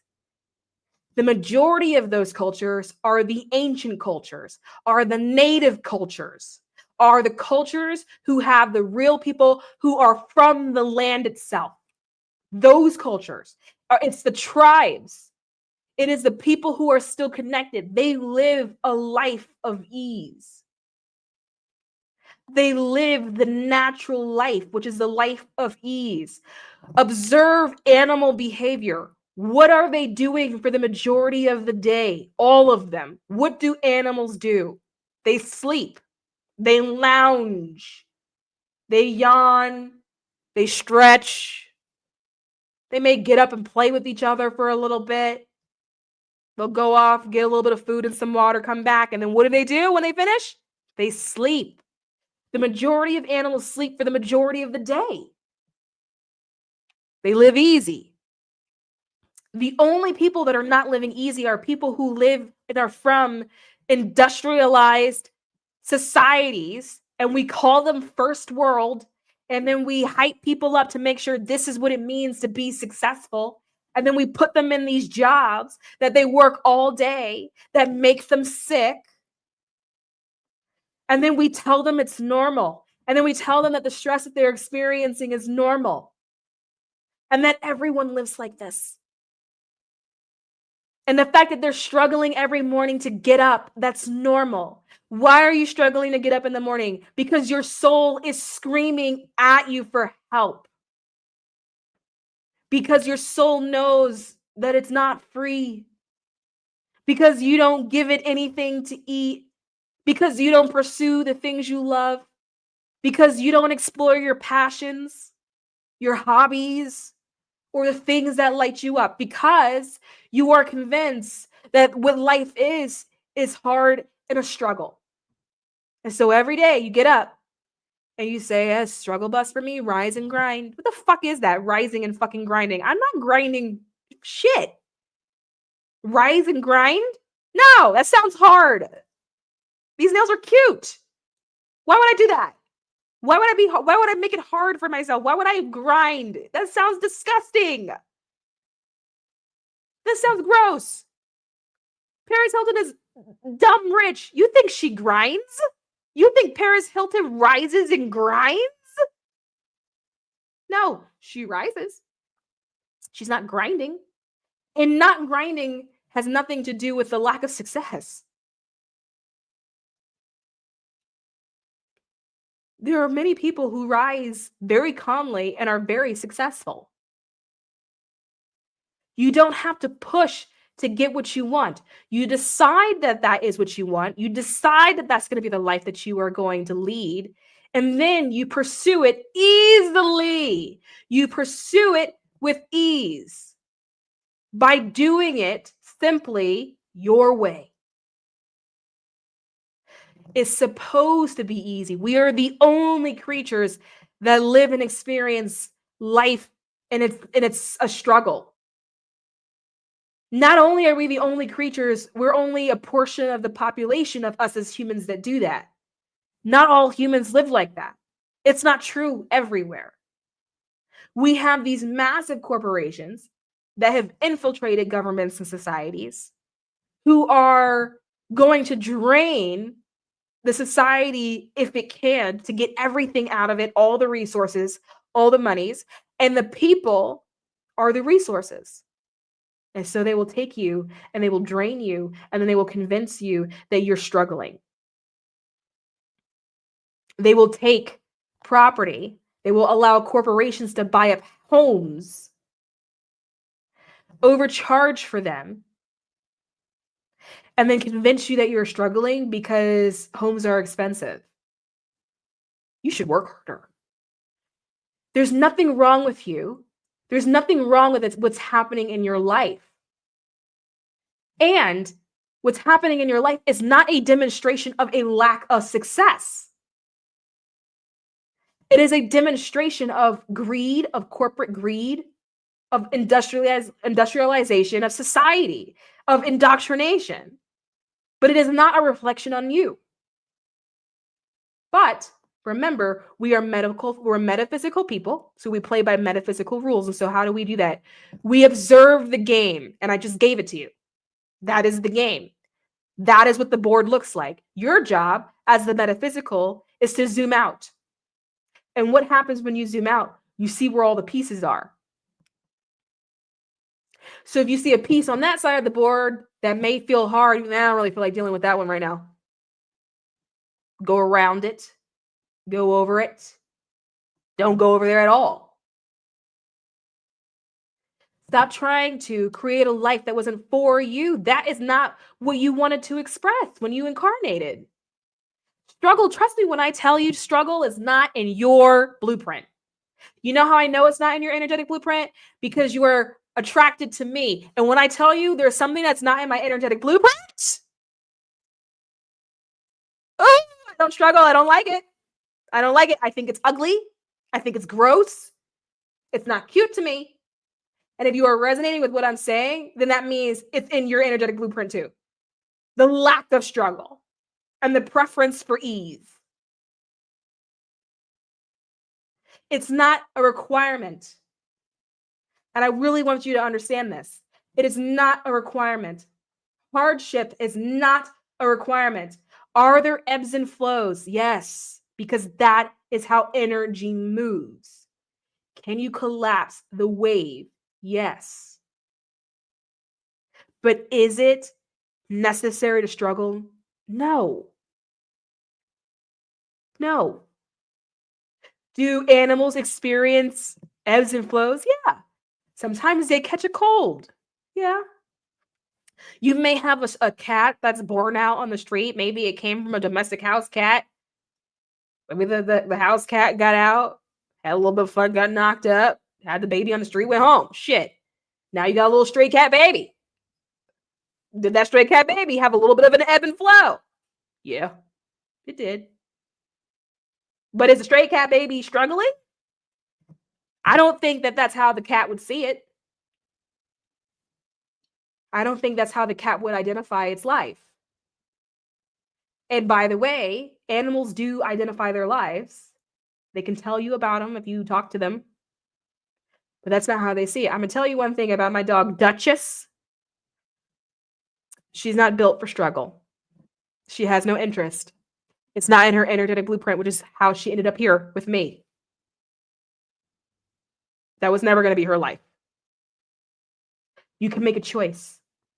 Some of you are going to say, but I come from poverty. So the fuck do I? I come from poverty too. Okay? Poverty is not a badge of honor. Poverty is a mark of failure of society. Okay? But because society has failed in an area, it does not mean you take society's failure and then you wear it as your identity. Society fucked up. That does not have to be your life. Because here's the thing. Society is actually not going to try to stop you from going to be great. And the reason for that is because you're the 1%. Society has enough people who question their own ability, who lack talent, to be quite honest, who are scared, fearful, lack their own self-empowerment, that they would never try to break free.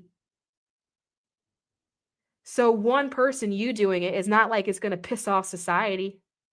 It may piss off a couple of friends and a few family members because they may not understand you right away. But they don't have the power to stop you. They don't have the power to stop you from making a different choice on how you're going to pursue your life.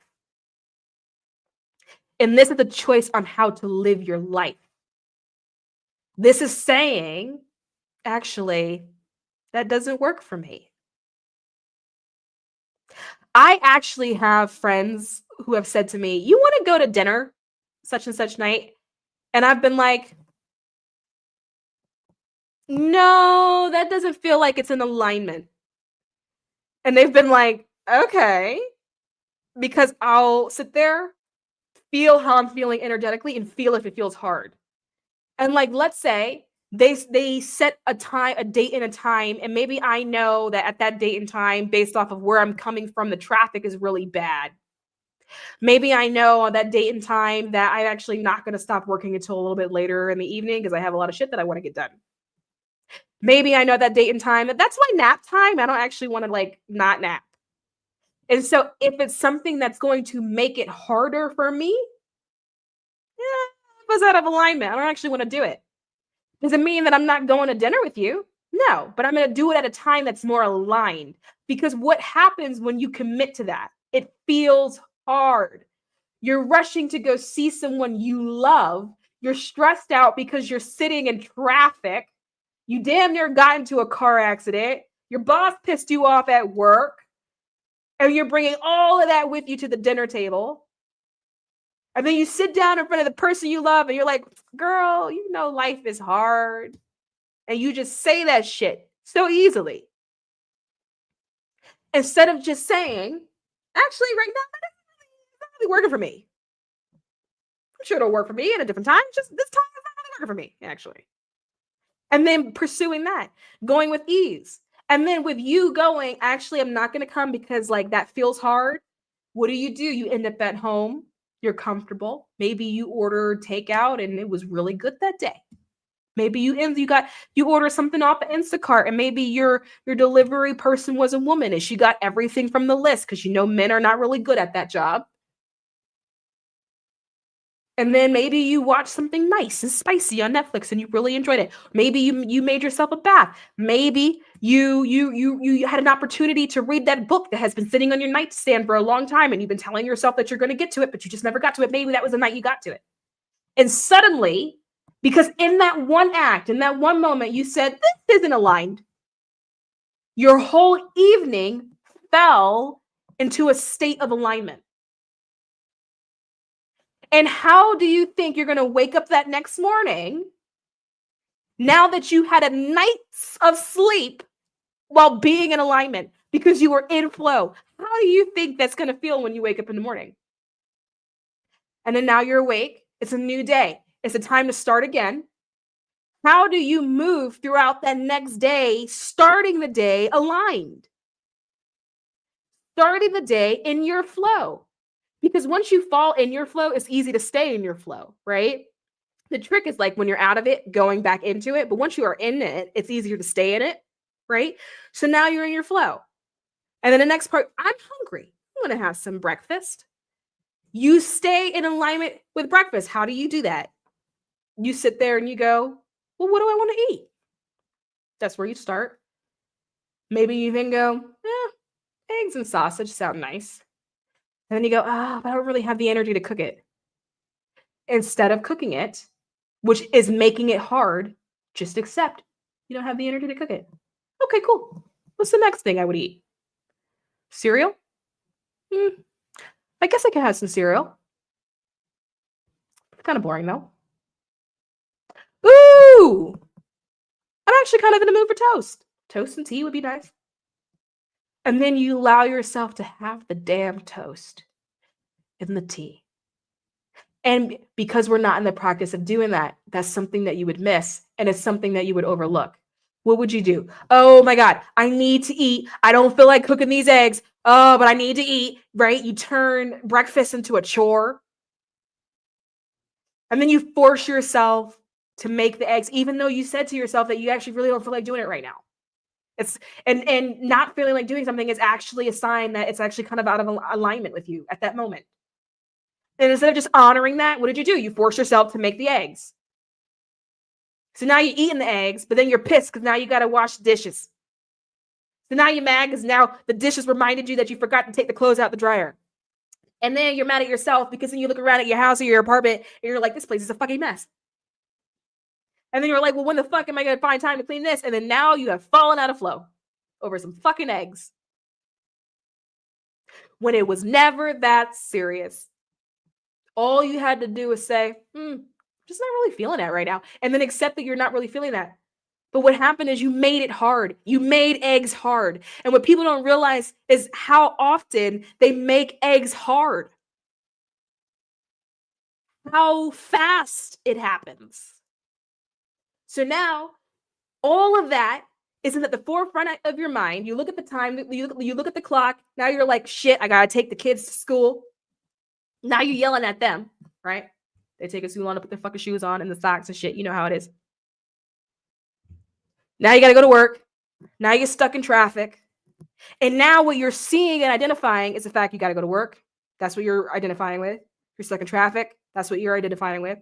The kids took too long to put their shoes on. That's what you're identifying with. Instead of having the opportunity to go, oh, actually, the sun is out today. That feels nice. It feels nice. It's quite warm. It feels like a hug. I like it. Which is what you would have most likely been more likely to experience if you allowed yourself to stay in flow.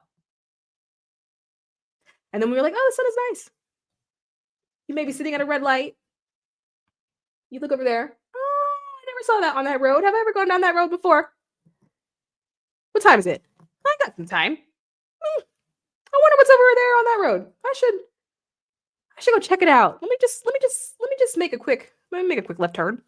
Just go see what's down there. I realize I've lived in this neighborhood for a really, really long time. I just never went to go see what's down there. Let me go see what's down there. Oh my God, there is a pottery studio. Never did pottery before. Maybe I should check it out one day. And you turn the car around and you take your ass to work. And then maybe a month goes by. You're like, I like some new hobbies. There's that pottery studio that I saw on that one road that one day. Maybe I should check it out. Then you go to the pottery studio. And then guess what happens? You meet your best friend. You meet your future husband. Why? Because you were in flow. And things happen when you are in flow. And you get to flow by being easy. By moving in a state of ease. Remember, ease doesn't mean that there's no effort. It's just that you're moving with ease. You had toast and tea for breakfast. There's some effort to put that together. You got to get the bread out. You got to put it in the toaster, maybe gather a plate and a little butter knife. There's some effort there, but it's easy. And what you do, you make easy decision after easy decision after easy decision. This feels hard. How do I make it easy? This feels hard. How do I make it work for me? And if you can't find the answer, that means it's not for you, right? So if you can find an answer, that means it's aligned. It means it's on your path. It just doesn't mean that was the way to do it, right? Because sometimes people think that when you're in resistance, that means throw the whole thing away. Throw the whole thing away. They be like, you're in resistance, throw the baby out, right? The whole thing has to go. It may not be the whole thing has to go. It may just be the method. You may have to switch up the method. There may not be wrong with the thing at all. The thing may be right for the path. The method may not be quite right. The method may be hard. You may be making the method hard, right? Again, observe animal behavior. When animals do something that's hard, they stop immediately. Animals do not continuously try to do hard things. The moment they try to access something, get food, and they hit a wall, they stop immediately. It's immediate stopping. It's immediate regrouping. It's an immediate, hold on, what's an easier way to do this? When you're observing babies and you're observing toddlers and they're trying to get something or they want something, they hit a wall. What do? They stop immediately. It's an immediate reassessing of the situation. So what's going on with you, the thing itself may not be a problem. It may be the method. But if you ever reach a point where you're looking for a method and that feels hard, and that feels hard, and that feels hard, and that feels hard, and you feel like you've gone the whole circle, and for some reason it all feels hard, then that is how you know the thing itself is not on your path. It's not a part of the path. It's not a part of the path. You boarded a train. That was the wrong train. Get off. Get off at the next stop. Get off. Because guess what? It'll feel easier stepping on that platform and waiting for the next train out than it will feel to stay on that train. Get off. Get off the train. It's not on the path. It's not aligned for you at all. And a lot of you are in positions, like I'm going to tell you, a real easy, you see this a lot with jobs. That is the easy, jobs and relationships is probably the easiest examples of that. Being in a job, maybe it's a certain career path. And you had one job in that career path. It felt hard. The people felt like it made it difficult. So you went, okay, I'm going to switch up the method, right? I'm going to get a different job in the same career. You try that. It's still hard. Something it's not quite right about this. So you get another job. You switch that up. The people has changed. You like the people. Now you like them. You like your colleagues. And like, it's not a bad job. Something about it feels off. Though. You can't put your finger on it. Something about it feels off. Maybe it's not this one. So you get a different one. The pay is great at this new one. But something about it doesn't resonate. It doesn't hit. And then when you sit and you go back and you think, you realize that was never the job you wanted to do anyway. You wanted to be a dancer. You wanted to do ballet. You grew up telling your family that that's what you wanted to do. They told you it wasn't realistic. Get a real job. So you got a real job. And so you are switching up the method, trying to make it fit when the way you were supposed to be expressing yourself was through ballet. And someone convinced you that it would be too hard to live a life doing ballet when there are professional ballet dancers and that is how they make their living.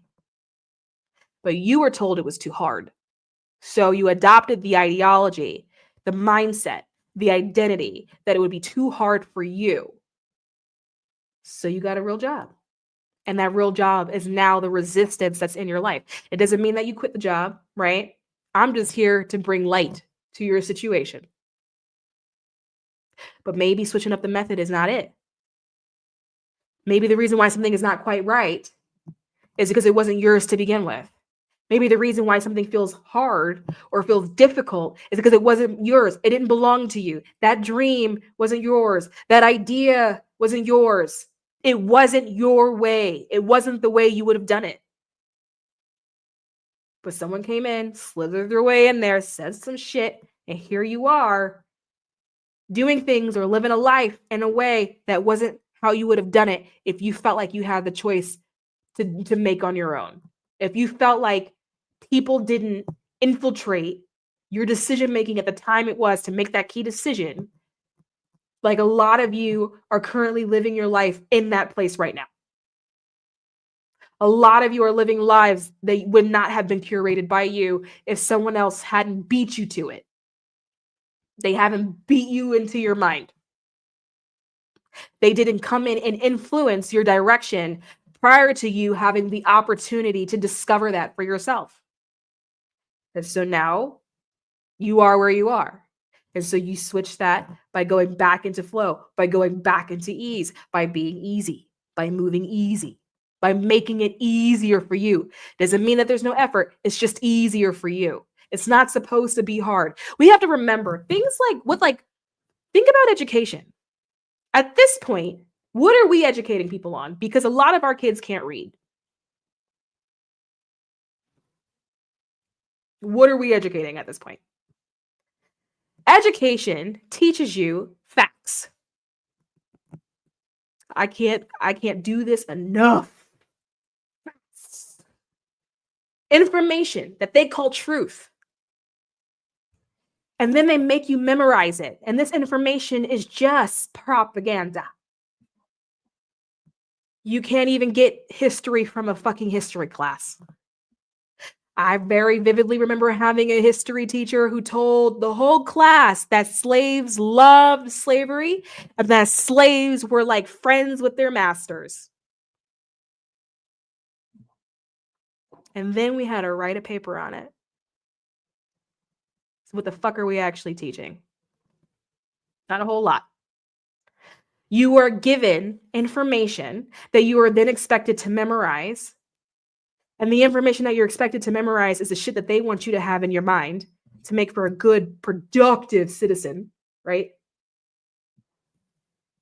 And then they test you on it. And then they make the test hard because you're supposed to then prove your worthiness for them.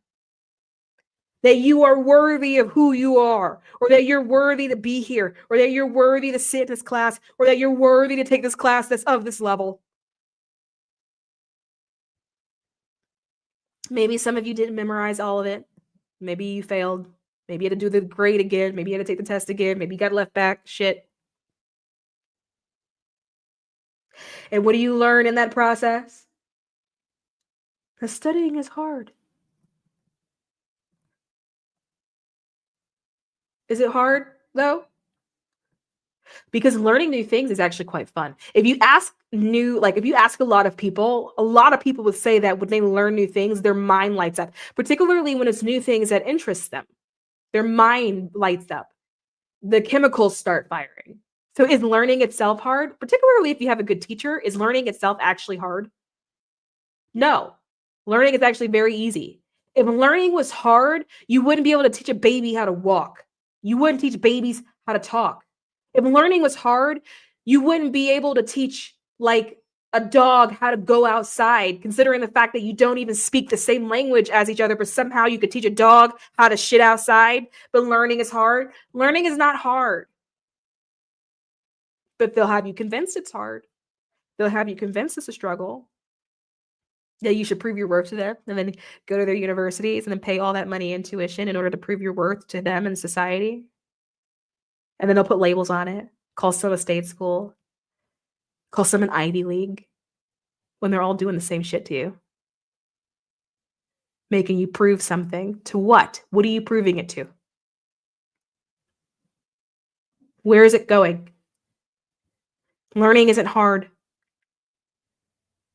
Memorization of false facts, that's hard. That's difficult. That is a struggle. Why?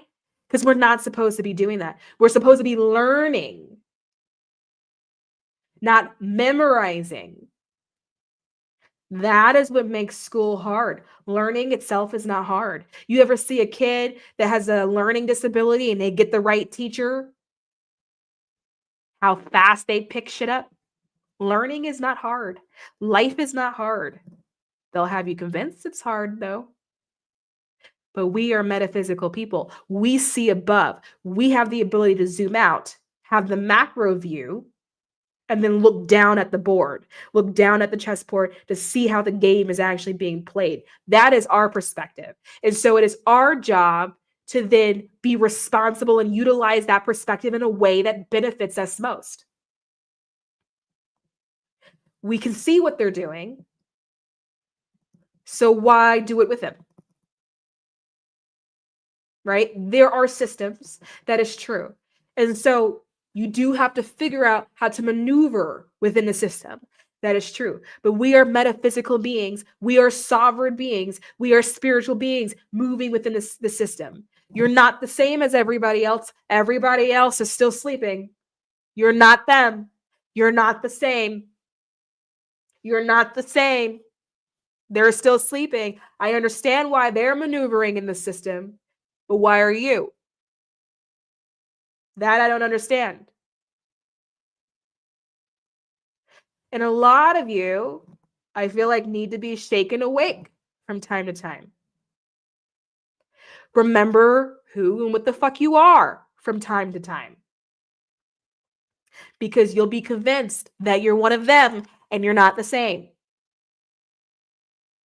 You'll be convinced that you're playing the same game and you're not. The difference is you are watching the game being played. They are playing the game. You're just watching the game being played. And it's your job to figure out how you want to play your own game alongside of them. Now, that part I can't teach you. Why? Because you have to do it your way. You would have to teach me what your way was. But you would have to do it your way. You see a lot of people doing it their way now. If you look at like entertainment has gone independent. You look at like musicians, that's independent now. The people that are popping off are independent. They're not going to play the same game anymore, to be a part of the same system anymore. People are saying, I don't need to prove my worth to you. I don't need to struggle. I don't need to be on the struggle bus to prove my worth to you. That doesn't work for me. I'm not doing that. I'm going to do it my way. I'm going to do it the way that works for me. And you can, because no one's going to be checking for you. Because the majority of people won't do that. The majority of people won't make that choice. So they have just enough goons to keep the system running without feeling the need to question it. So you can actually slip on out. It's not even a matter of trying to figure out how to break it or break out of it. You could just kind of just slip on out. You could walk out the front door and just say, I'm going to do it my way. Shit, maybe you don't feel like walking. Maybe you would like to be carried out. Maybe that's easier for you. And I wish I could say I'm joking, but I'm not. Think about Mariah Carey. Sometimes this woman doesn't want to walk. And you know what she said? Somebody needs to carry me. That's easier for me. So her bodyguards carry her from place to place in time because to her, it's easier. And so that's how she lives her life. And people look at that and they go, oh my God, how could she? That's ease. That's an example of ease. She said, this doesn't really work for me. I don't really like it. And so she doesn't do it. She doesn't do it. Like learning to stop doing things that you don't like. Struggle is not a thing that's universal. Struggle is not a universal truth. Hard lives are not a universal truth. It's not. It really isn't. As it flows, yeah. Ups and downs, yeah. That's the way energy moves. But struggle? Nah. No. And when you can wrap your mind around that, your life can literally change. There are people, even when people lose jobs, how you approach that impacts a lot in terms of like how you experience your life and whether or not you feel like it's struggling or not. Like when I had my moment where I had lost my job, I'm like, what the fuck am I gonna do? And I had my whole Uber moment.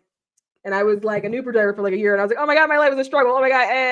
And then eventually one day I realized, wait, bitch, you don't have a job. And then I was like, I don't have to wake up early. Like I started having these moments. I can do whatever the fuck I want to do in a day. Wait, hold on. So I can just like draw, I guess, all day and no one's going to tell me that I'm like being unproductive or not being productive. Wait a minute, hold on. I can pursue my interest? Wait a minute, hold on. Like, is this freedom? Wait a minute, hold on. Holy shit. I can structure my day to look how I want my day to look because life ebbs and it flows. There's highs and there's lows. And when you're here, when you can see that, you can collapse the time. Me going, okay, I'm just going to use this time to do what I want to do. That wave collapsed so fast. That's when because I told you guys, I think it was last week. That's when everything started moving. It was the moment I went, I can do whatever I want to do. That suddenly people were interested in me. Suddenly it looked like I was not going to have a vacation anymore. And I was like, let me think about it. Struggle is a belief system. It's not a universal truth. It is fiction. It's a false fact. And just because struggle is common, it doesn't mean that struggle is necessary. There are a lot of things that are common that are not necessary. Like, think about the amount of bad things that happen to people every day. Think about the US, the crime rate. That's common. Is it necessary? Right now, think about the shit fucking Elon Musk is doing. Right now, it's common. Is it necessary? It's a lot of things that are common. Doesn't mean that it's necessary. And so don't take it as it's something, right? And you have to remember that reality, the universe, whatever, it's not testing you. There is no test. Test is fucking, that's a Christian ideology. There is no fucking test. It's responding to you. I'll give you that. It's responding. So if you're telling it, it's hard. Life is hard. God, life is hard. God is gonna be like, okay, all right, go off, queen, I guess. If you're telling it that that's what it is, if you're telling spirit that that's what it is, if you're telling the universe, if you're telling reality that it's hard, it's going to respond to you. It's going to say, okay. Because it's neutral. It's neutral. It doesn't have any judgment. So it's going to allow you to fulfill that prophecy that you just set for yourself. It's not doing anything to you. It's not giving you harder things. You're just making it hard. And it lets you. And energy waits until you stop doing it, which is why that energy wave just waits and waits and waits and waits and waits and waits and waits and waits before it's waits and waits and waits and waits and waits. That's what's happening. It's responding to you, but it's not testing you. And I think to think that reality or the universe is testing you, I think that's one hell of an ego. To think that you're so important, that you're so relevant out of all the creatures, out of all consciousness and existence, you are the one that's so relevant that it would test you. I think that's cute. I think that's real cute.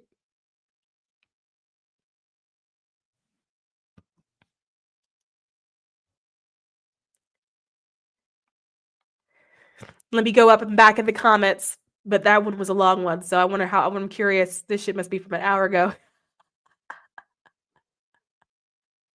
Was I really talking that long? It's so interesting because I get to the point where I start channeling that I don't know that much time is passing.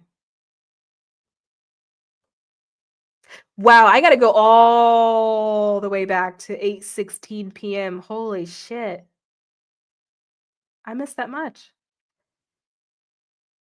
Judy said that pause. Oh, Key Harris. I don't know if you're in here still, babe, but you said you got the book and you love it. I'm so glad that you did.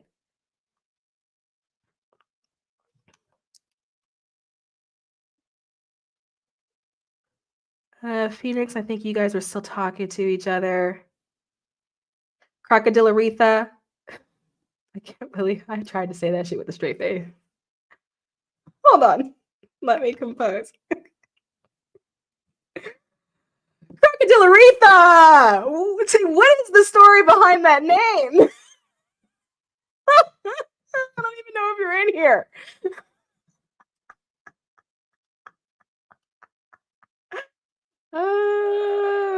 What some people call struggle meals, I call them hood delicacies. A hood delicacy. Perspective, and it is everything. I got your right ear clicking when I said do it your way. That's good. That's recognition, by the way. That's what it is. It is, some things come in as recognition, but some things come in as, remembering. Some things come in as remembrance, and some things come in as recognition. But it's rare, if ever, that any of this kind of stuff comes in as new.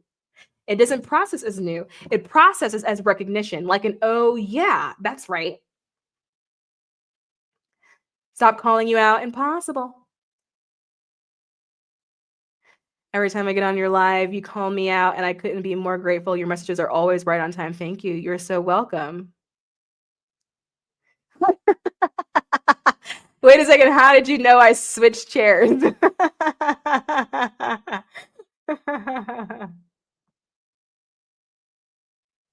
I heard a guy say when I was little that he thought being a crackhead was people's jobs. A crackhead is serious. You do not want to get in the middle of them and their mission. You always think about being a vagabond, Tiffany. Kayla Beauty says, society has made me feel so lazy, but everything you're saying is confirming the way I feel in my soul. I don't dream of labor. Absolutely. I dream of sleep and hanging out with the people I love, which that would be what would actually be normal. That is what literally everybody else does. People in other cultures, that's what they do. That's what they do. That's what animals do. That's it. That's what they do. No one dreams of labor. And we call it a job, but really it's just a glorified version of slavery. It's just a higher tier of it.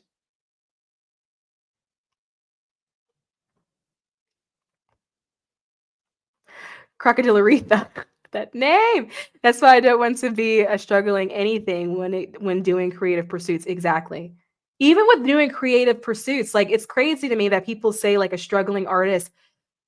What? Like, what does that even mean? Like, what is that even like? What? Like, why are we there?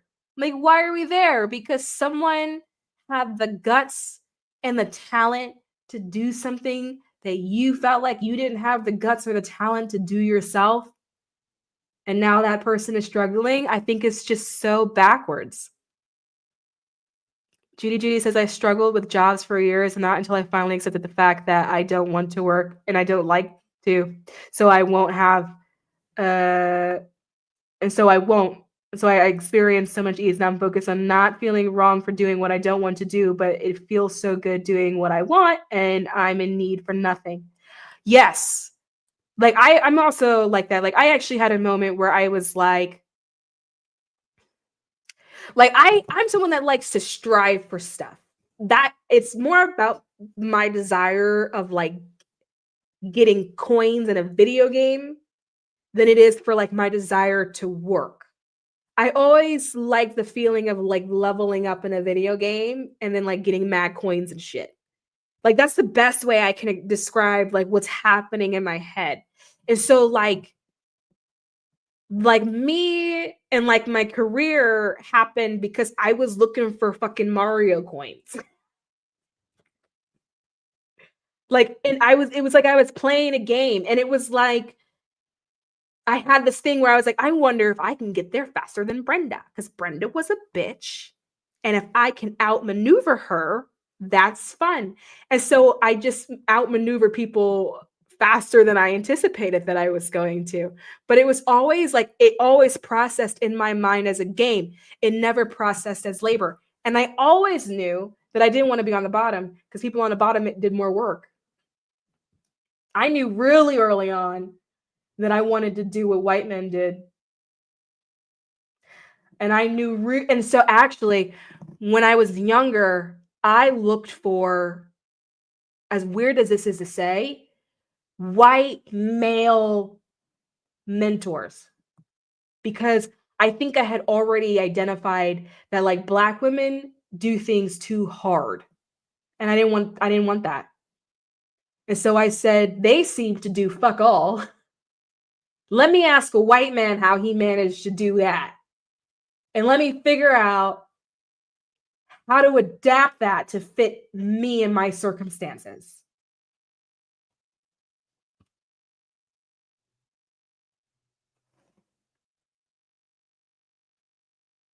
When you say that about Duchess, it makes me think about my dog Pepper. You cannot force her to do anything, and she stands up for herself when she does it. When her needs aren't met, we are energetically aligned. I love that. I love that. Duchess is very much a Duchess. I like to treat her. I mean, when she's not, I mean, she's sometimes she just do dumb shit, but dogs do dumb shit. But other than that, like she has her way of talking to me. I talk to her, and I always like how I'm talking to you.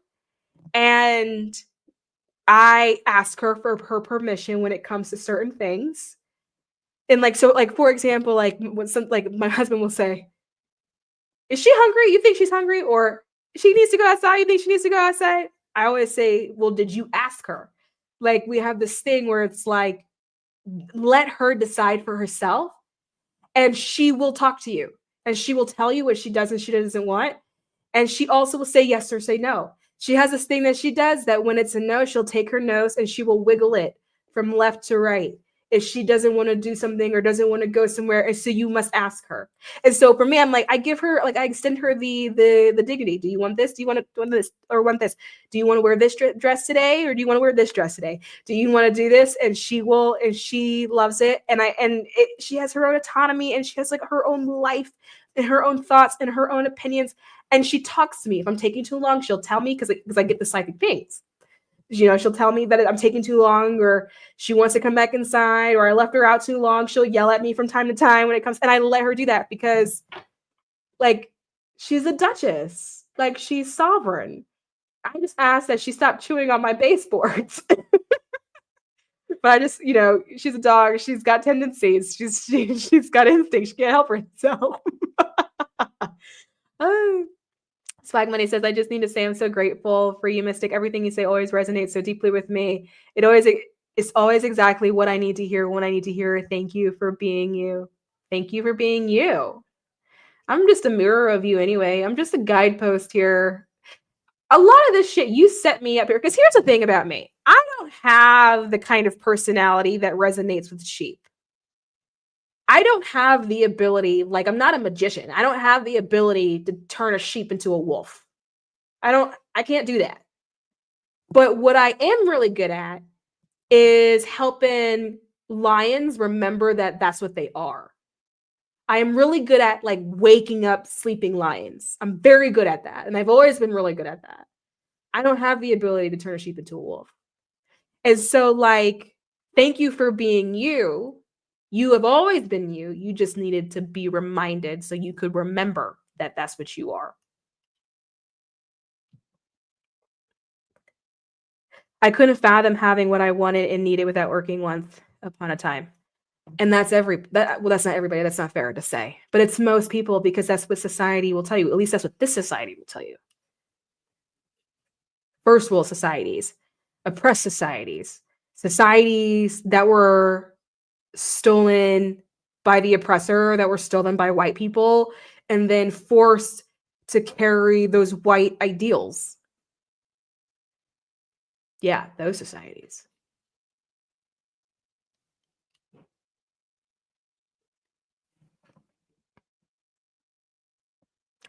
And I'm currently taking the pottery class. Every Tuesday evening, and I'm loving it. See? That teacher should have been fired. African Queen says, yes. What a crazy thing to fucking say. But she was saying it, and she said it very comfortably, as if she has said it for many, many, many, many, many, many years. I'm sure she did say it for many, many, many, many, many, many years. You know? But today, thinking about it, am I shocked by that? No, because she's part of the system. Even in education, it's still filled with bureaucracy that, like, even like the best of the best educators, the people who are there because they know they're on a mission, right? And they know that they're there to light up young minds. Even they can't maneuver the way that needs to be maneuvered because they're not allowed to maneuver in that way. But the system is perfect for a teacher like that says shit like that. That is what the system was built for.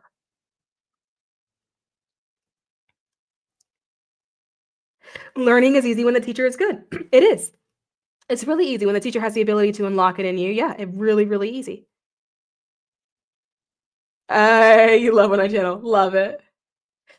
Crystal says, watched your live last week and decided to quit my second job. The extra money was good, but I literally worked from sunup to sundown. Damn. You had that big of a transformation, Crystal. Well, shit, bitch. Congratulations.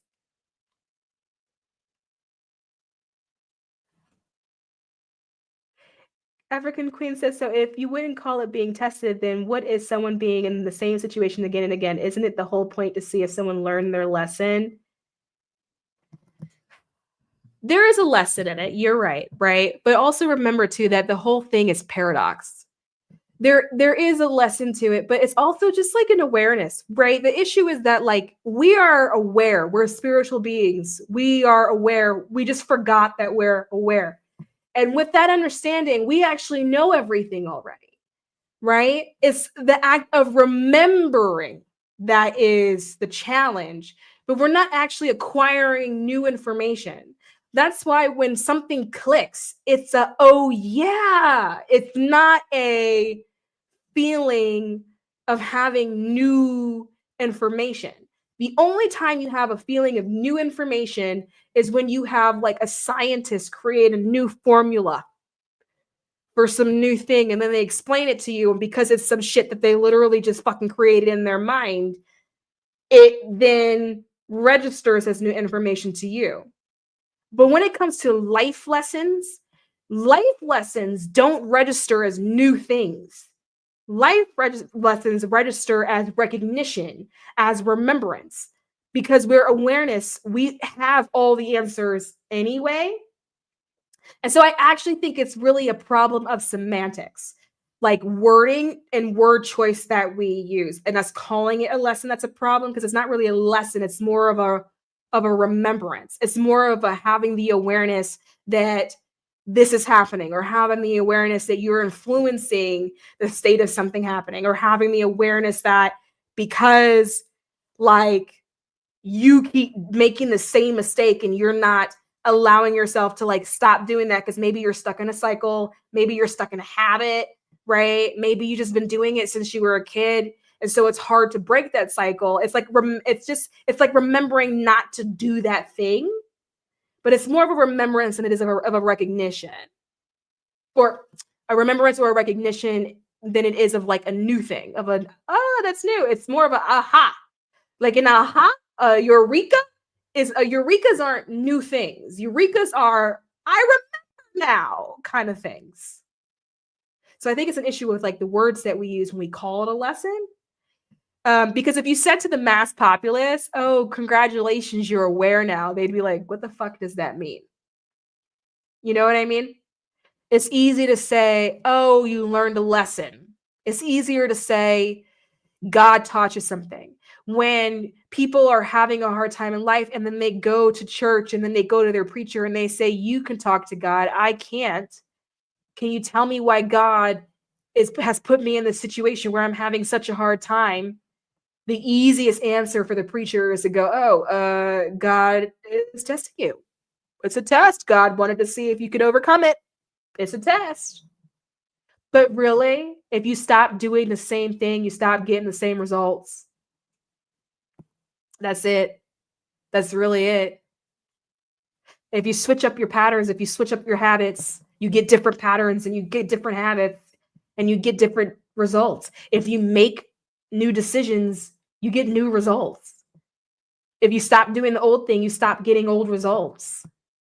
Is that something that I would call a lesson? I don't think so. I think it's more of a remembering. I think it's more of a, I should probably remember not to do that thing. Because you ever like make a mistake on something and then like something happens again where you almost made that mistake? When like in your mind, what you say to yourself is, "I should remember not to do that." You don't say, "Oh, I learned not to do that, so don't do that." You say, "Oh, I remember I shouldn't do that." You feel what I'm saying? You feel what I'm trying to say?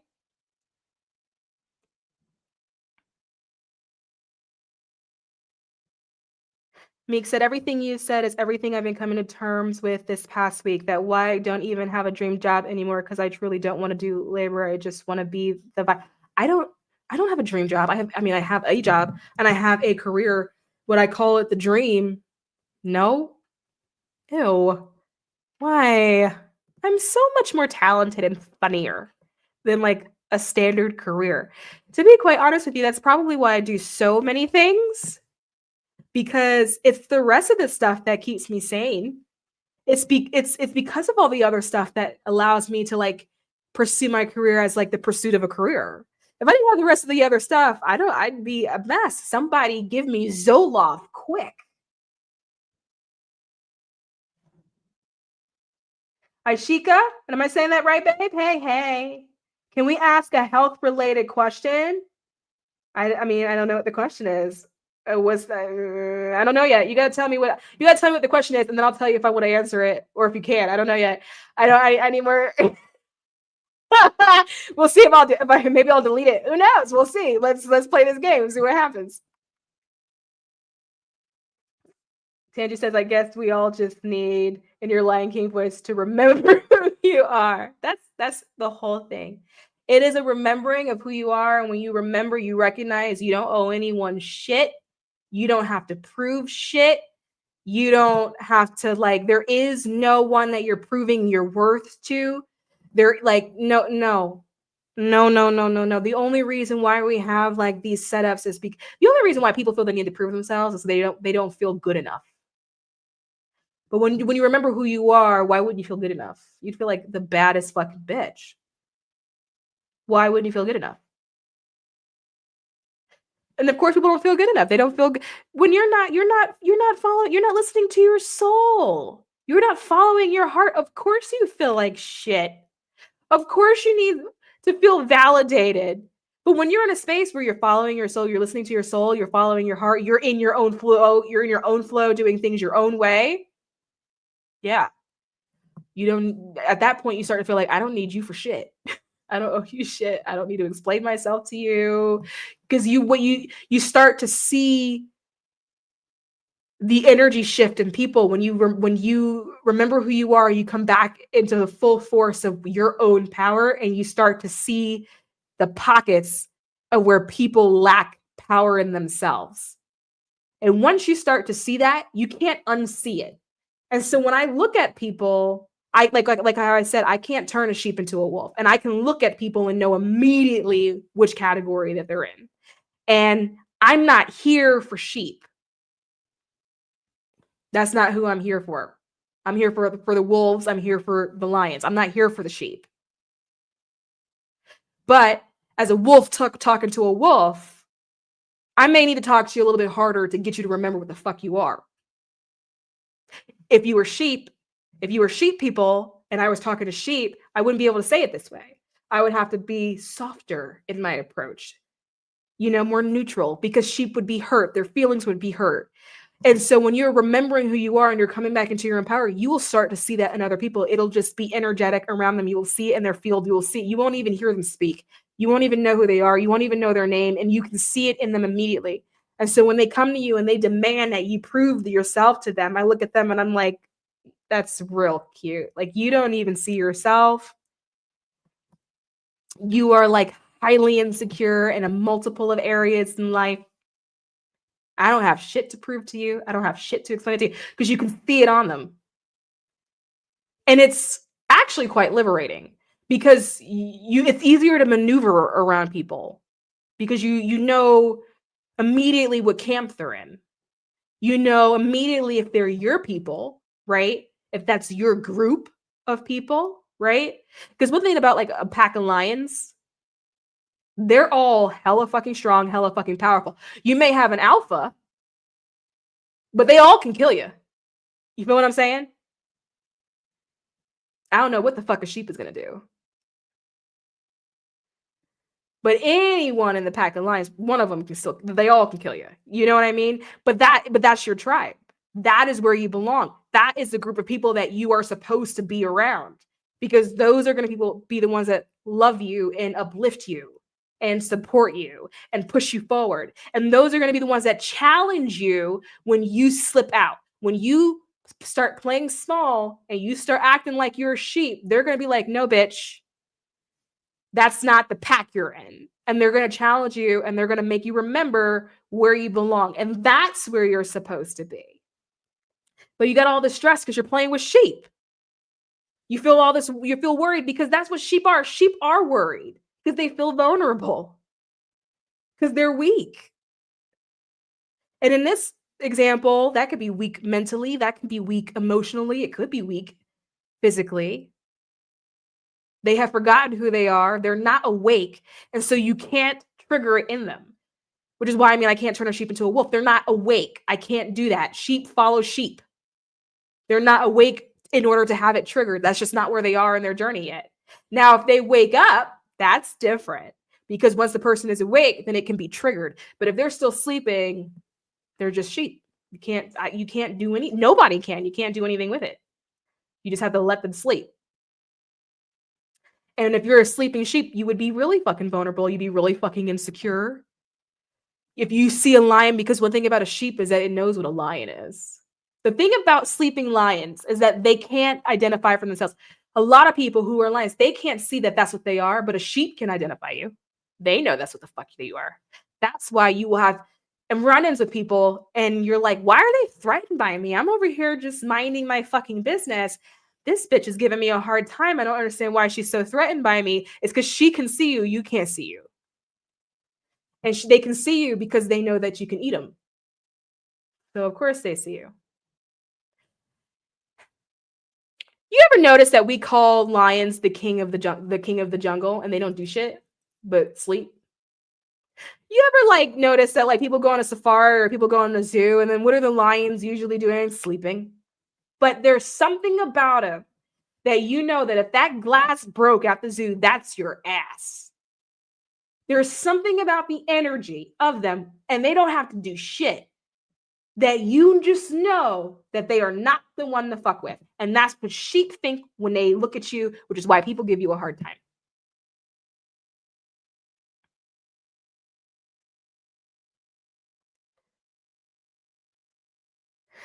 Oh, now you're bringing my relationship into perspective. I'm dating a sheep. Well, what are you going to do about it? You going to eat them? You can eat them. You're talking about my whole family and most of my friends. That's why I keep to myself, not sharing my energy with them. I don't even think you have to keep to yourself. Go find your pack. Because one thing about the way, like, power will protect power. Power doesn't like to be infiltrated. Like a pack, like lions, they're never going to be infiltrated by a sheep. You know what? You feel what I'm saying? Like, find your pack is what you're supposed to be doing, but it's easier to find them when you allow yourself to be what you are. And the beginning of that journey can feel challenging because part of it is coming to terms with your own power, coming to terms with the fact that you stifled it, even though you didn't really recognize that that's what you were doing. So grieving that, right?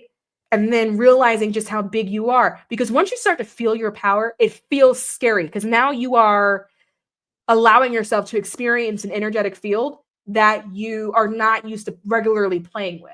And it does feel scary. And then you start thinking, well, how is this going to impact other people? My loved ones, who unfortunately are the sheep, right? How does this impact them, kind of thing? But the thing is, playing small doesn't help you because they still know what you are.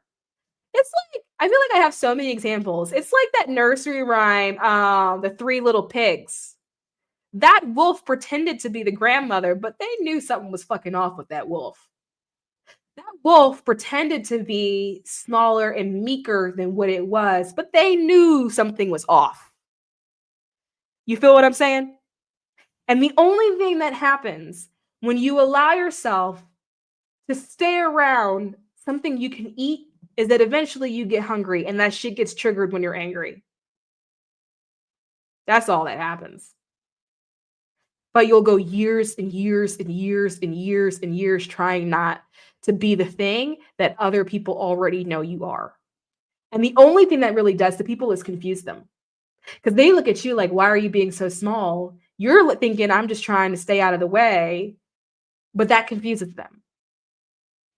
Like, it's energetically confusing. Because energetically, they're picking one thing up from you, but they're getting another thing from you physically. And then they don't know, like, what you're going to do.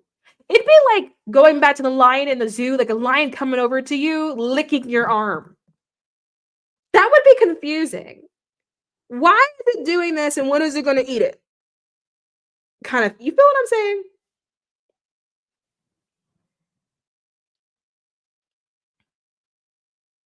The amount of people I'm thinking about in my head as you speak. Oh my gosh, the lion has literally been my spirit animal for the past few months. And I know why. I love lions because they're so majestic and confident, and they generate this form within. Yeah, they do. They walk. It's in the way they walk, and the way the shoulders move, and the way they put each paw down. It's in how they move. They energetically carry so much force, so much power. And we know instinctually that they will overpower. not to cross a line, not to cross the boundary. And humans do the same thing. Humans can sense that on other humans because humans are animals.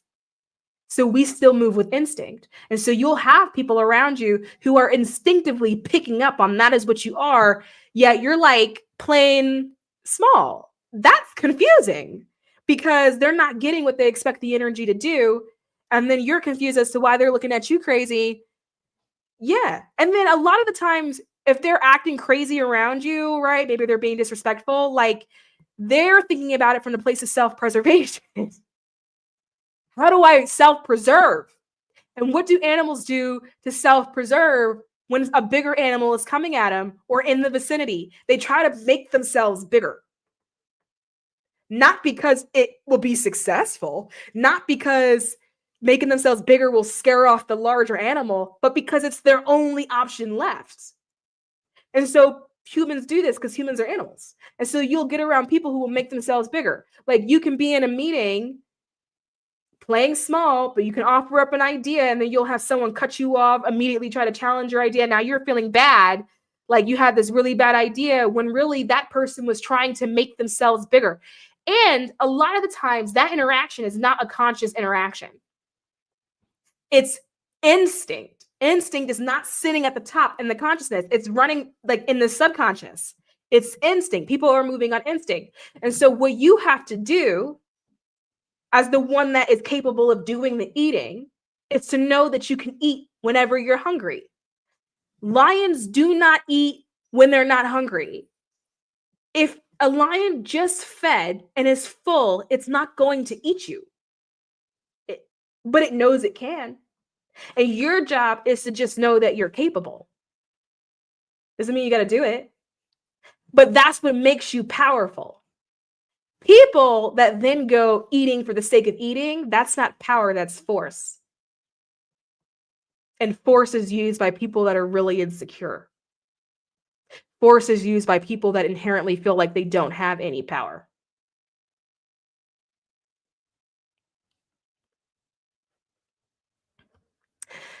Finding your pack is hard in the beginning, only if you allow yourself to subscribe to the fact that it has to be hard.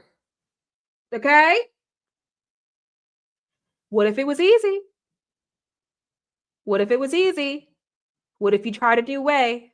What if you tried it your way? What if your way was letting people come to you? What if your way was just being yourself and allow people to gravitate towards that? That's easy. That's the easy way to do it. I had this moment when I looked at him and saw a child energetically. He's trying, but he's highly insecure. I'm not sure I have the patience, even though he's trying. He is waking up. I have to be a little mean when I tell him about himself. It is what it is. And it's weird because a lot of men are like that too. But again, I've always said this, and I'm going to fucking stick to it. I do not think that power is inherent in the masculine. Force is. Brute strength is. But power is strategic. Power requires the ability to foresee your opponent's move before you move. We call that intuition. I think power is actually inherently feminine, which is why we see so many issues, literally in all cultures in the world, where men can't quite get it. And so what they do is exercise an extreme amount of force in order to prove that they have power. But that's force. That's not power. Because the moment they stop using the force is the moment that the influence stops. It's the moment that whatever thing that they were doing stops. The moment you use force against the force to stop the force, whatever leverage they had is gone. That's not power. That's not power. Men also don't necessarily understand rhythm in the way that women understand rhythm. And power has a rhythm to it. Power is a cycle. They're like, and men don't have cycles. Women have cycles. Walk with me here for a second. Power moves in cycles. It's not linear. Men think that power is linear, and so that's why they have brute force and they drive it. They drive, and they drive forward and they drive in a linear way. But inevitably, every single time, there's always a moment where it runs out of gas. Even if they do it for many, many years, there's a moment where the gas runs out. That's not power. Power is a cycle. It's a power cycle. You ever had an experience where there was like a really bad thunderstorm and the power went out? Maybe the breaker went off, and then what do you hear? Shoo, as the power cycles down. What happens when the power comes back on? Power cycles back up. Power cycles down and it power cycles itself back up.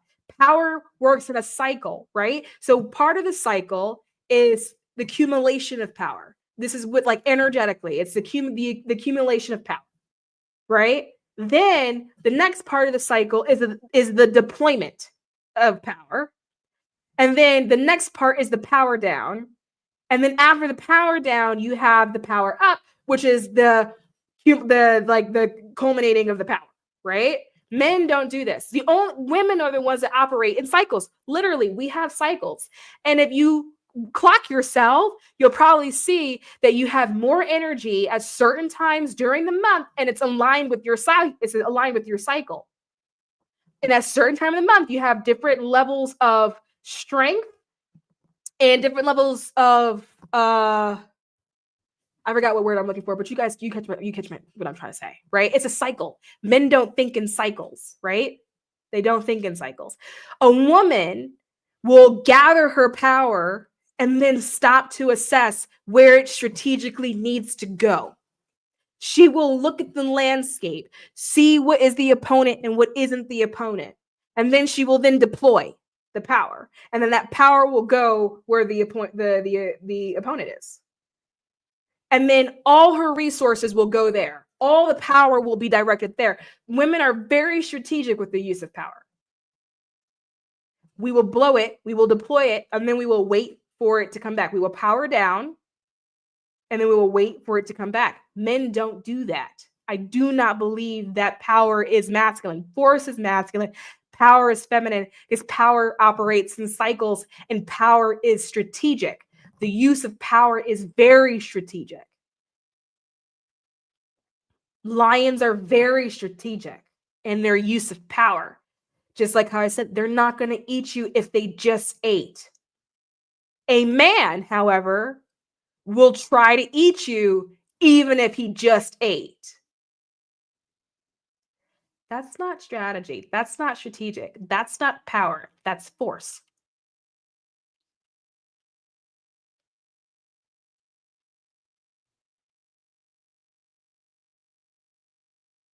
Wow, that makes so much sense. I struggled with this my whole life, where I was coming at people so docile like a sheep, but people would still react like I was a lion. Yeah, because they can sense it. And they're also not like thinking consciously that person is a lion. It's instinct. They're picking up on energetic signature. They don't know that that's what they're doing. And it's making them uncomfortable. Like, it doesn't feel good. Going to a zoo to look at a lion is fun, but there's something about being in that particular area of the zoo where you're like, let's speed this up. You take your pictures real quick and then you hightail it out. There's something about being in the vicinity that's really uncomfortable. Even though it looks like you're protected by some kind of enclosure, you know that don't mean shit. So when they're looking at you, you're docile, coming at them all nice, but they know that doesn't really mean shit. They only know that on an energetic level. They don't actually have an ability to explain it to themselves, which makes you more threatening. You are actually more threatening pretending to be a sheep than to just be what you are. Because at least if you're openly what you are, they think you're predictable. Like, I feel like lions are predictable. Piss it off, it's gonna be a problem. But am I gonna want to do that? I don't want to do that. Thank you. Enjoy the rest of your evening. Looking forward to your next live. Have a good night. Have a good night, Rav. Baby Buddha. They can feel when they try to manipulate you and it doesn't work. but it has with other people, they're shook because the other people were sheep. Sheep are very easy to manipulate. They're very easy to herd. They're very easy to clump together. And it's very easy to send sheep into a slaughterhouse without them knowing that that is where they're going. It's very easy. It's very easy. Anyway, I'm also going to head and I want to leave you with all of that. I want it to marinate. I want it to marinate because I've said a lot and I think you need time for integration. So I'm ahead. I'm ahead, guys. The way you explain power makes me think of how water is, i.e., oceans, rivers, flows, and how powerful water truly is. And water is, a feminine element because it flows. It is crazy powerful. Crazy powerful, yeah. Every damn time I catch a live, I'm driving. It's cool, Crystal. Great listening. Hi, baby Buddha. All right, guys, I'm going to head. Peace and love to you all. I love you as always. Have a good evening. Have a good afternoon. Have a good morning wherever you are in the world. And I will see you all next week. Bye.